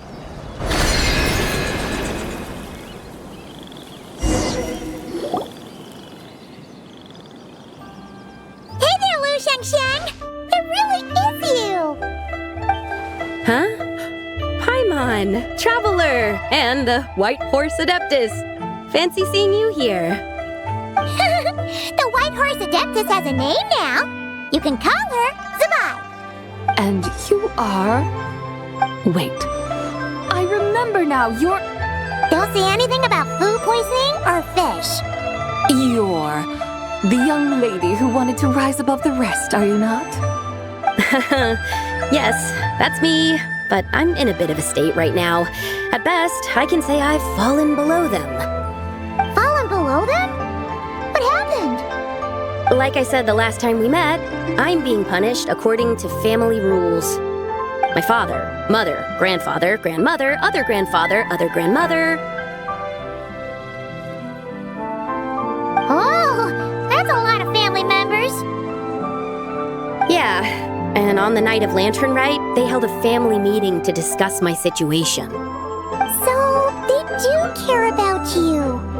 There's no doubt they care, but they think that since I caused all that trouble in Liyue Harbor, it shows I can't be trusted on my own. They decided to ground me. Ground you? Yeah, though they're not confining me to my room. Instead, I have to personally nurture a tea seedling until it grows big enough to be sold at market. Aw, a tiny little tea baby. Do they want you to experience what it's like to be a parent? It's supposed to cultivate my character and temperament. They say this will help me calm down and reflect on my issues. What happened in Liyue Harbor really wasn't your fault. Oh well, at least this punishment doesn't sound too harsh. So, how long will it take for the little tea baby to grow? Actually, I don't know. I've never grown a tea tree before. It usually takes 2 or 3 years. 2 or 3 years? Yes, the tea in this garden requires 2 or 3 years to mature. That long? Zibai, you're not making this up, are you? How do you know so much about growing tea? When the plants thrive and grow, that is the meaning of my name. I can tell at a glance when their season of ripening will come. Do I really have to waste 2 or 3 years here? Why is this happening to me? I'd only just found my direction in life. Yes, during the night of Lantern Rite, I heard many people reciting poems from Long Gone in praise of the moon. In that moment, I suddenly felt a great sense of pride. I mean, I helped excavate cultural artifacts from Long Gone, so I contributed to the revival of these poems too, right? So I decided to stay with the archaeological team. I want to unearth even more history. I see. And are you sure that's what you want to do? If you don't achieve anything significant in the years to come, will you still enjoy it? Yes, because archaeology gives me that boom shakalaka feeling. Wait, did Xiangling teach you that? That's right. I was asking her for advice. She said that if something gives you that boom shakalaka feeling, then it has to be worth pursuing. I immediately thought about how when I'm excavating in the ruins, I always feel like there's a ghost standing beside me, and not in a spooky way. It feels like my great-great-great-great-great-grandmother patting me on the shoulder and saying, "Keep going. You're about to rediscover some grand ancestral knowledge." Right? It feels like I've made some kind of connection with my ancestors. Isn't that amazing?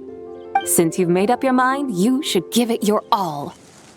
And I'd love to, but I'm still grounded. Run away, summon up a little boom shakalaka, and leave the tea garden behind. Flee this village. That might be going a bit far. You don't want to lead others astray, Zibai. Yeah! Tell them about your great-great-great-great-great-grandmother. She must be the most super-duper ancestor to have ever risen above the rest, right? I'd be better off telling them about the White Horse Adeptus. After all, she's the supreme riser above the rest who saved my great-great-great-great-great-grandmother. Then it's settled. Tell your family that your decision has my blessing. Thank you, Zibai, but I don't think cosplay is going to work on them. They won't listen. They don't need to listen. You need only follow the rules they've set out for you. What do you mean? As I'm sure you know, some ancient texts refer to the White Horse Adeptus as the Daughter of Time. My family history contains such records, but what of it? If the White Horse Adeptus were to manipulate time to make your tea seedling grow overnight, then you'd be free, correct? Is that how it works? If the White Horse Adeptus were to really get involved, my grandfather would let me leave right away. But who really believes that she'd show up and help? It's not as if you have any other options. Why not try calling out for help? It won't cost you any more. Guess I might as well. I've got no better ideas anyway. White Horse Adeptus, if you can hear me, please save me from my predicament!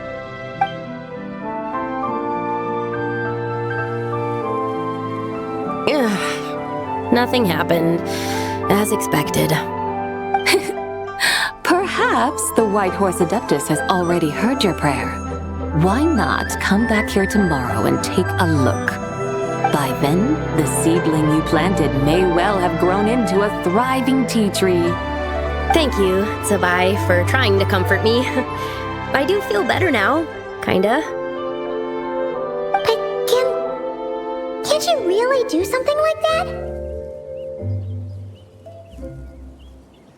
Oh, it's getting late. Why don't you all stay at my house tonight? My family may be strict with me, but they're always welcoming to guests. That sounds great! Let's get some sleep and then come back here tomorrow to see if our tea baby has grown.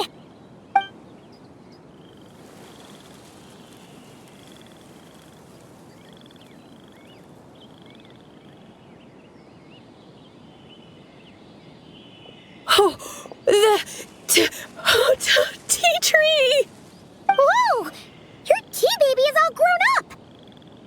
Indeed, it has grown into a mature tea tree that can stand tall in the face of wind and rain. How is this possible? It must be the work of the White Horse Adeptus. Your prayer must have moved her. Are you sure? Perhaps she heard your prayer and chose to answer the call. She once saved my great-great-great-great-great-grandmother. This time, she saved me. That's incredible! Your family must be blessed by the White Horse Adeptus. I guess so. I need to tell everyone the news right away. They'd better. Since this is the will of the White Horse Adeptus, I don't see how they could object. Go, and if you run into any more trouble, call out to the White Horse Adeptus just like yesterday. Thank you so much! Paimon really thought you were going to use Adeptal energy to make the tea baby grow, Zibai. When an Adeptus exerts effort, consuming their energy, is that not using Adeptal energy?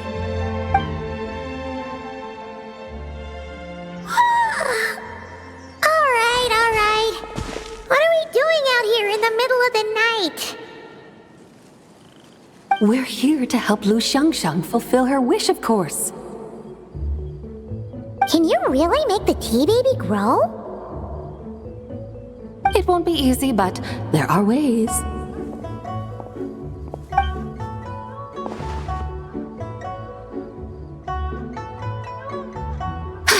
There, it's grown. Hey! You just transplanted a tea tree from over there! So, there's a mature tea tree here now, yes? Yeah, but... And am I not the White Horse Adeptus? Well, yeah. Is this tea tree then not a manifestation of the White Horse Adeptus's will? You're not wrong. But again, there's something not quite right about this. Maybe this will become another mystical Adepti tale recorded in their family history. That would be marvelous. Paimon thinks so too. Hey, Traveler! Zibai seems to be doing much better now, don't you think? Oh! Paimon bets that's why Zhongli chose to send her on this errand. That's a great idea!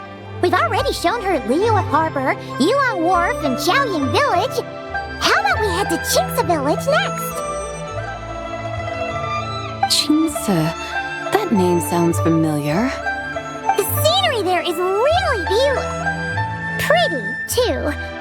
It's the perfect sightseeing spot. How about we show you around? I must say, I have been mightily impressed by the mountains and waters of Liyue. Please lead the way, my dutiful guides. Alright, let's go!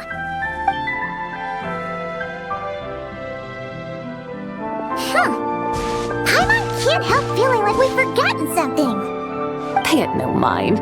I've already forgotten more than you will ever know. Alright. If we forgot something, it can't have been that important to begin with. Qingce Village, here we come!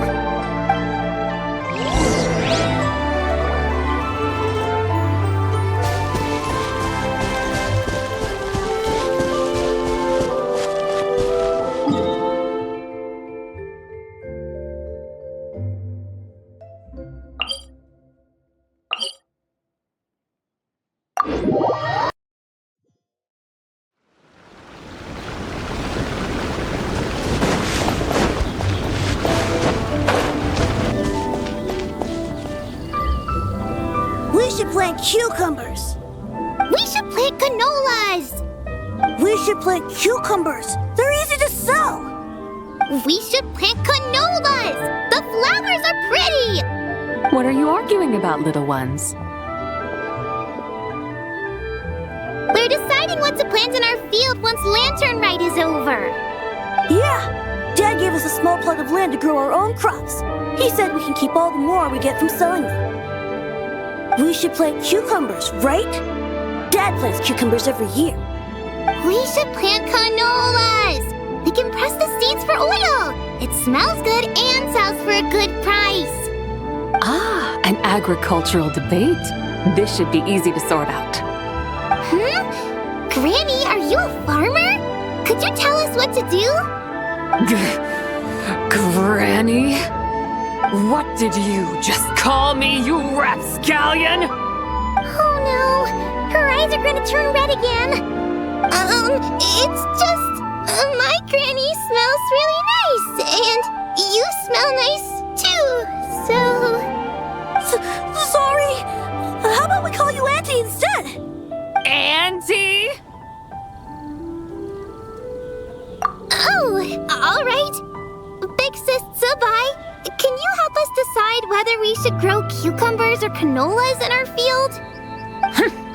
You little rascals! Using priceless land like this just for cucumbers and canolas? What a waste of heaven's gifts! Huh? What should we plant instead?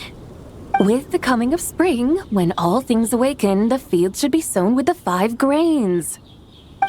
What are those? The 5 grains are life's staples, the heart of the people's table. I notice the people here mostly eat rice, so that is where you should begin. Based on the local climate and soil, seedlings planted in mid to late spring should produce mature grain within 2 or 3 months. When autumn comes, you can plant a second crop, with time still to harvest it before the first frost. The rice you harvest can be sold at market or kept in your stores. It's a far better choice than cucumbers or canolas. Oh, but Big Sister Zibai, I like canolas. That's no issue. It is unsuitable for continuous cropping in any case. You can rotate it with rice to maximize your yields. After the second rice harvest, around wintertime will be the perfect opportunity to sow their seeds. And when they mature in mid to late spring, you shall be just in time to sow the first rice crop of the year in turn. This way, your field will sustain balance, rice and canola in a harmonious cycle. Wow! That means we'll have crops to harvest all year round! Wait a minute! If rice and canola take up the whole year, what about my cucumbers? A firefly dares rival the brilliance of the moon? In what twisted universe should cucumbers vie for land with rice? Big Sis Zibai! You're going to hurt Lil Lee's feelings! Auntie hates cucumbers!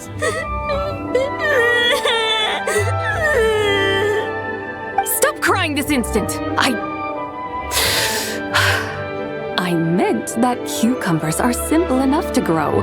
There's no need to devote a whole field to them.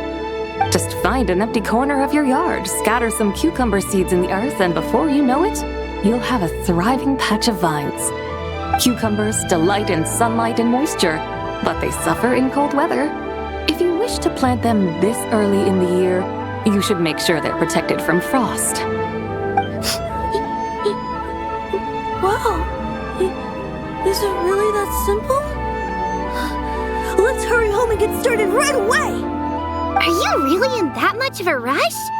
Well, thanks, Big Sis Zibai, who's fierce but really good at farming. We gotta go! Thanks, Big Sis Zibai! See you around!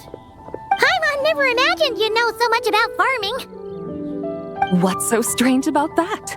The people of Langan called me the god of soil and grain. Are the fields not made of soil? Is rice not one of the 5 grains? Huh, that's true. So, if the god of soil and grain is a farming god, that means the White Horse Adeptus must be a farming adeptus, right? Of course the god of farming is down to earth. Mind your tongue, impertinent child. How dare you diminish the lofty bearing of an adeptus? Hey! You're the one who said the god of soil and grain is all about farming. Enough! It's time for us to take to the skies once more. Join me now. Witness the majesty of mountain, water, and field, and broaden your horizons.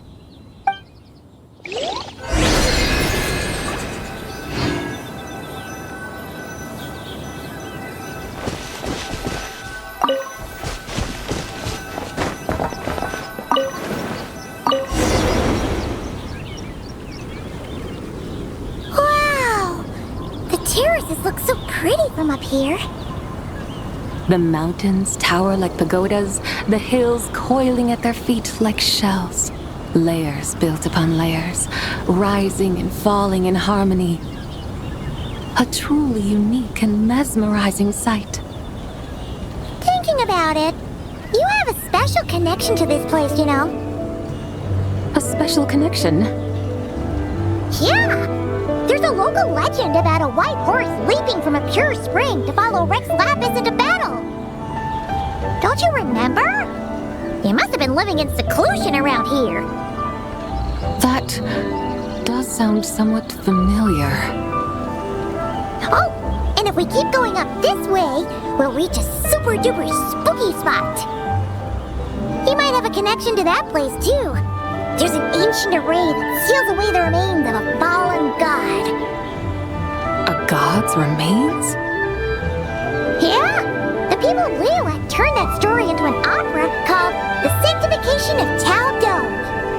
Does that ring any bells? Tao Do. The 7 and 8 gates array. That's right, that's right! You do remember! Boon, the god of the underworld, who could pacify the forces of life and death. Huh? So, Tao Do had another name? Let's go take a look.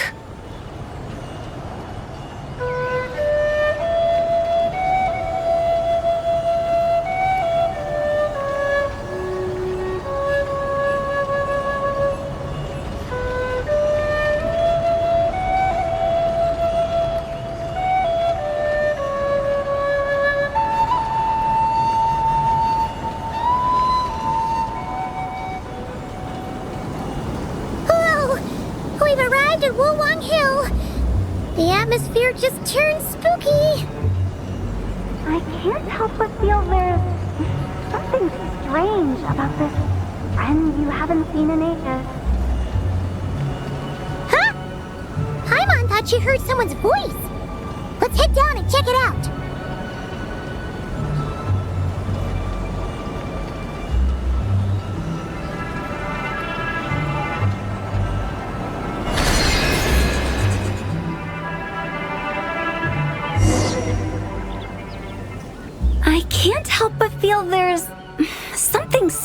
strange about this friend you haven't seen in ages. Strange? Whatever do you mean? Her strangeness defies description. This Miss Zibai is a full-blown enigma, don't you think? I'm afraid I have no idea what you're talking about. Aren't you worried about sending her all the way to Yilong Wharf on her own to buy tea? What if she gets lost? Where there are people, there are paths.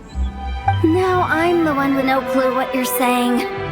She can ask for directions. And then what? She will meet strangers in unfamiliar lands, build friendships, part ways. Hers will be a long journey indeed. The further the journey, the more footprints one leaves behind. The deeper those footprints, the harder it is for time to erase them. Ah, so you want her to make new friends? I see. But from what you say, it sounds as though she's not from Liyue. I believe she was not, but perhaps she will be. You're sounding stranger by the second. Huh. Oh, over there. Oh, look who's here. Hu Tao! Zhongli! What are you doing here? Traveler, Paimon, fancy meeting in a place like this. Oh my, and Miss Zibai too. Sounds like fate to me. We were taking Zibai to buy some tea from Yilong Wharf.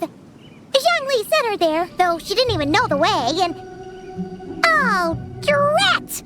We forgot the tea! Oh, Paimon knew we were forgetting something!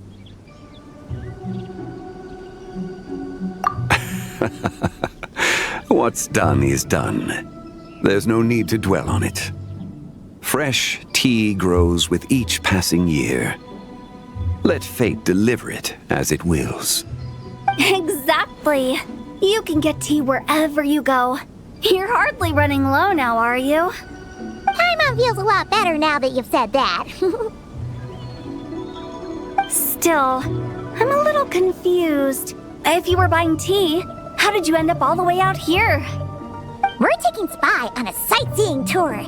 We started at Liyue Harbor, stopped in at Yilong Wharf, went sightseeing around Xiaoying Village, made our way to Qingce Village, and now we're here.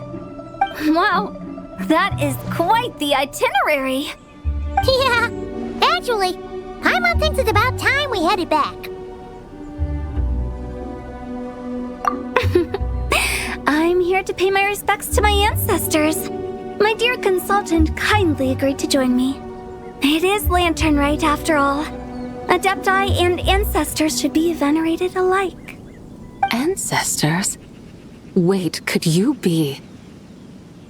Are you heir to the Wu Wong kid? Or perhaps the lone butterfly of the Crimson Flame? Whoa! Have you got all your memories back? Huh? Miss Zibai, you know about the Wangsheng funeral parlor and the 8 adepts? I happened to hear a storyteller expound on the sanctification of Tao Do. Lots of people know that story, sure, but very few can discern my family lineage from just a glance. Well, Zhongli, your friend here really is quite something. Unfortunately, there's no time to dally right now. We have a hill to climb. Perhaps once today is done, we can find time to chat over tea, recite poetry, and admire the moon? That would be wonderful, Director Hu. Oh, and before we go, you've been traipsing around all day. I suggest you stop off at the Wangshu Inn on your way back for a good night's rest. Wouldn't do to exhaust yourselves, Don't mention it. All right, we'll take our leave now. See you later. Hotel's so thoughtful. Why don't we follow her advice and stay at the Wangshu Inn tonight? Zibai, you can see the whole of Dihua Marsh from up there. The view's amazing. Plus, you can sample Smiley Yin-Xiao's cooking. Wangshu, an intriguing name. It couldn't hurt to check it out.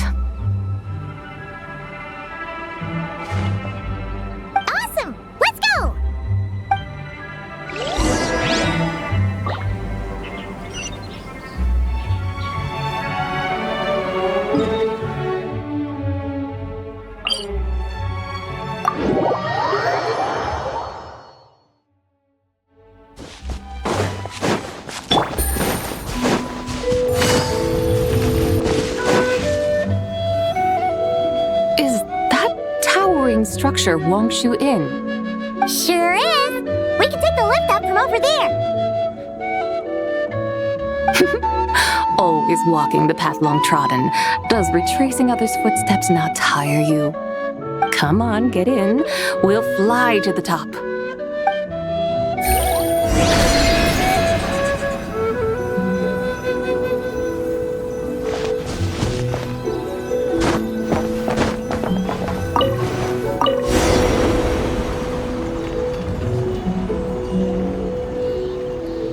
Are we really going to fly up to Wangshu Inn? Isn't that a bit showy? All the guests are going to see us. Is that a bad thing? To be able to witness an Adeptus. This will surely add to the inn's appeal, not to mention the room prices. The owner will thank us. You seem to really like showing off your powers. This inn's architecture is incredible, and the surrounding countryside radiates a picturesque charm. No wonder the new proprietor of the Baiju guest house thinks he can't compete and has decided to change his own establishment's name.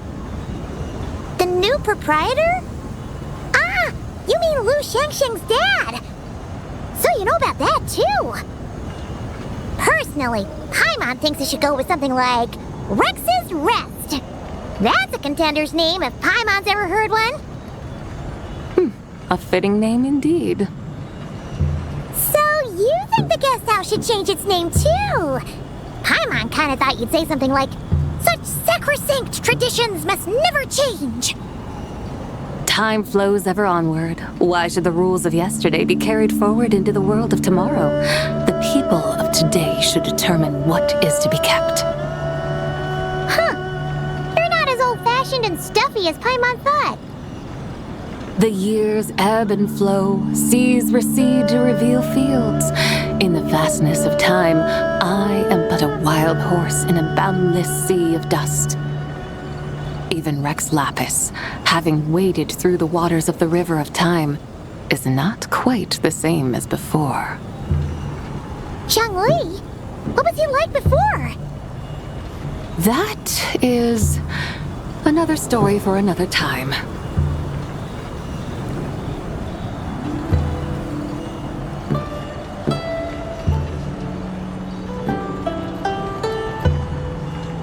We have arrived.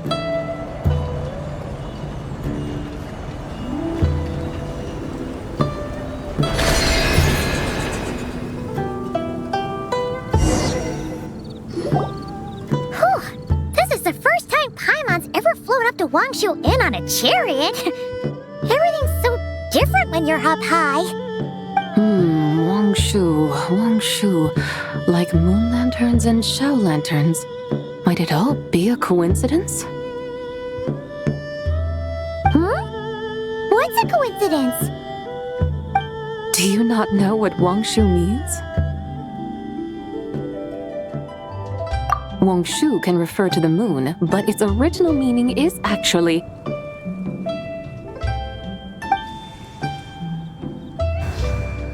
the goddess who rides the bright moon's chariot. And you must be the conqueror of demons. Xiao! Paimon was wondering if we'd disturbed you by flying down from the sky. Not at all. I sensed an unusual presence long before you arrived, though I didn't expect it to be you in a flying chariot. Ah, a witness at last. I was starting to think we should fly a bit lower. 'Twould be awfully dull if no one ends up marveling at my lofty bearing. No need. This is already showy enough. I'm not one to do good from the shadows, as Rex Lapis is wont to do. Then you must be... Oh, nay. I'm only cosplaying as the White Horse Adeptus, in truth. Cosplaying? What's that? Ugh, ignore her nonsense. She's a genuine article. The one and only, completely authentic White Horse Adeptus. It's just... Xiao, did Zhongli say anything about her being a teensy bit... not quite right? Mental instability, perhaps? Did Zhongli tell you that? No, this is my own speculation. Well, you pretty much hit the nail on the head. It's like her brain's filled with a bunch of slimes right now. All gloopy and messy. There's a hot-tempered pyro slime, a math-obsessed hydro slime, and a mischievous little animal slime. But don't tell her Paimon said that, or she'll come and tell us all off. You white-haired rascal! Do you think I can't hear you? Uh-oh! We're in for it now! White Horse Adeptus. You must be weary from your journey. Why not take a rest? Oh, yes! You must be hungry, right, Zibai? How about we get some food? The chef here is incredible!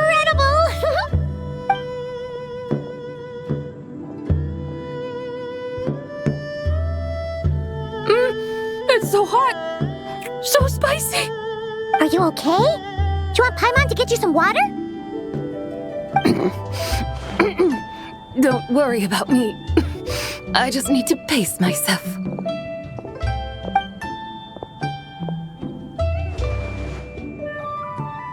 So, regarding your friend and her condition, does even the Lord of Geo have no solution? Zhongli said we should wait and she'll get better on her own.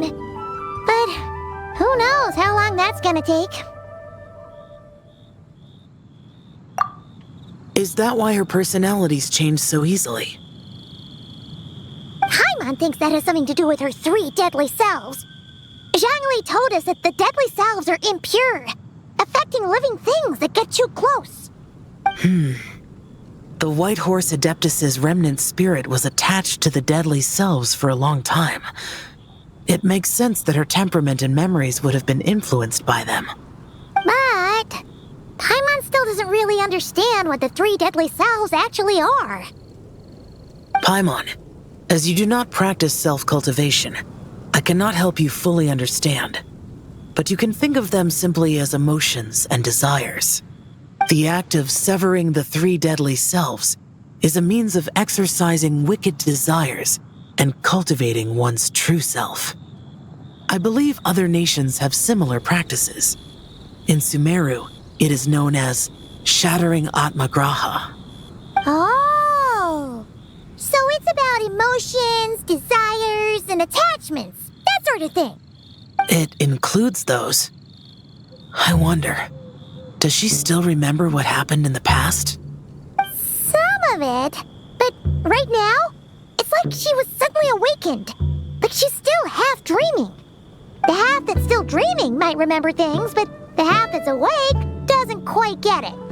Conqueror of demons, are you looking to learn about Rex Lapis's past from me? You are an old friend of his, so please, call me by my name.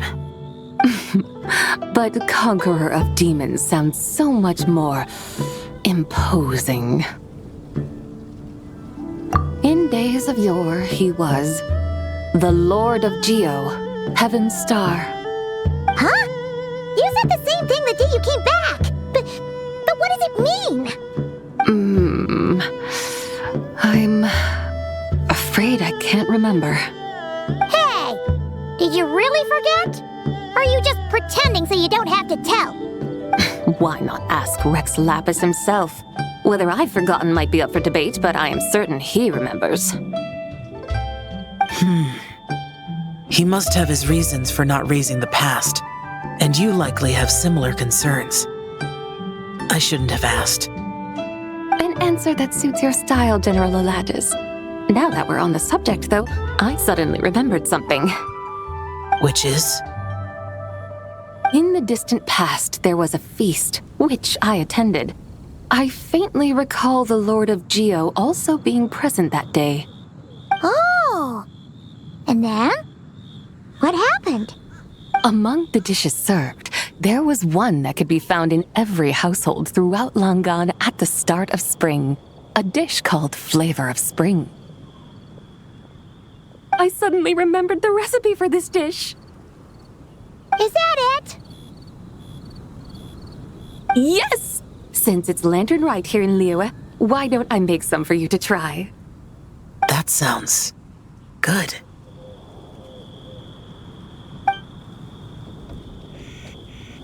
Wow! It might not have been the story Paimon was hoping for, but this looks delicious! The spring breeze stirs. Now is the perfect time to savor this dish. My dutiful guides have gone to great trouble to show me around Liyue, and even the conqueror of demons has graced us with his presence. I feel deeply honored. This flavor of spring is my way of expressing my gratitude. There's no need for such grand words. What's this? Hey! It's that broken jade token from the antiques exhibition!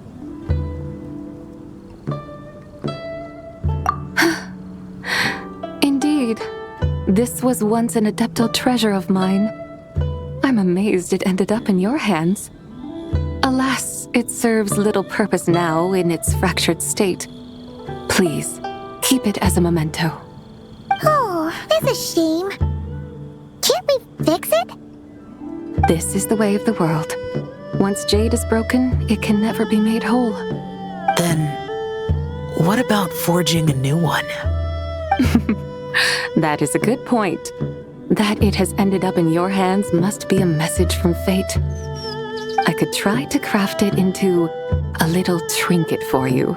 One that might prove useful on your journey. Ooh, what sort of trinket? It's just a passing thought, one that will require the right opportunity. I'll think about it more when the time comes. Now that we've had our fill, we should get some rest. Tomorrow we return to Liyue Harbor, where I'll have need of your guidance once more.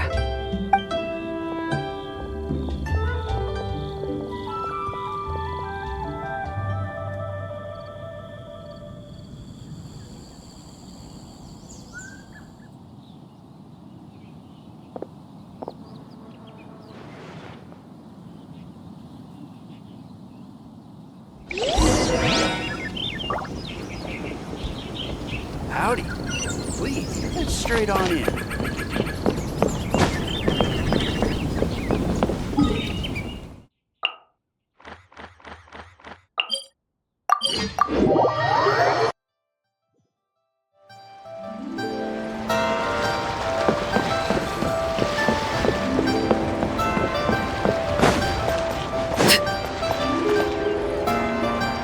Chi-Chi, the lantern ride is almost over. Do you remember how to make a Shao lantern? Morning, split bamboo, traveler.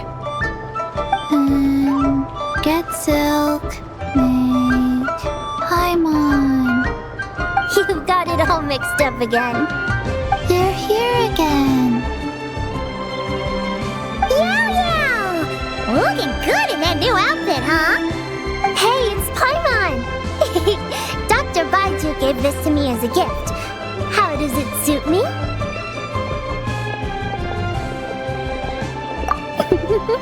Thank you. Wow! What happened for Baiju to suddenly give you a brand new outfit, Yao Yao? Dr. Baiju is thanking Yao Yao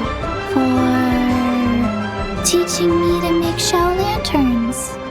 Chi-Chi and I were just playing together. Dr. Baiju's too kind. Oh, yeah, take a look at this. Dr. Baiju gave me these clothes, but it was Chi-Chi who wove this little basket. Wow, that's beautiful. When did you become so good with your hands, Chi-Chi? I learned to make Shao lanterns, thanks to Yao Yao. I also made a wish. What do I always say? The White Horse Adeptus answers prayers. Come, help this old man make an offering in thanks. Huh? Mr. Liu? What did you pray for?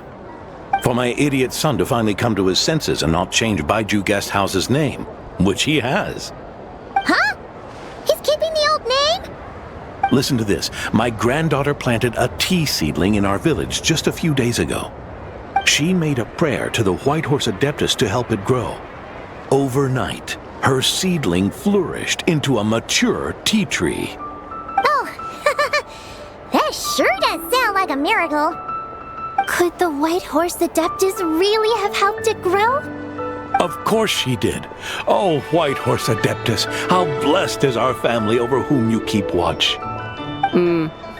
Truly, this is an extraordinary miracle. You must record it in your family history without delay. Of course. Huh? Is that you, Miss Zibai? Indeed. I have a long-term booking at your guest house. Yes, I recall. Mr. Zhongli said to charge your expenses to the Wangsheng funeral parlor, if I remember correctly. That Zhongli. Always making trouble for poor Hu Tao. I noticed when you were here last that you bear a striking resemblance to the pictures of the White Horse Adeptus in my family history. You both have golden eyes. Perhaps fate has had a hand in our meeting. And a glad meeting it is, Miss Zibai. Now, why don't I gift you some tea from my garden to celebrate this encounter?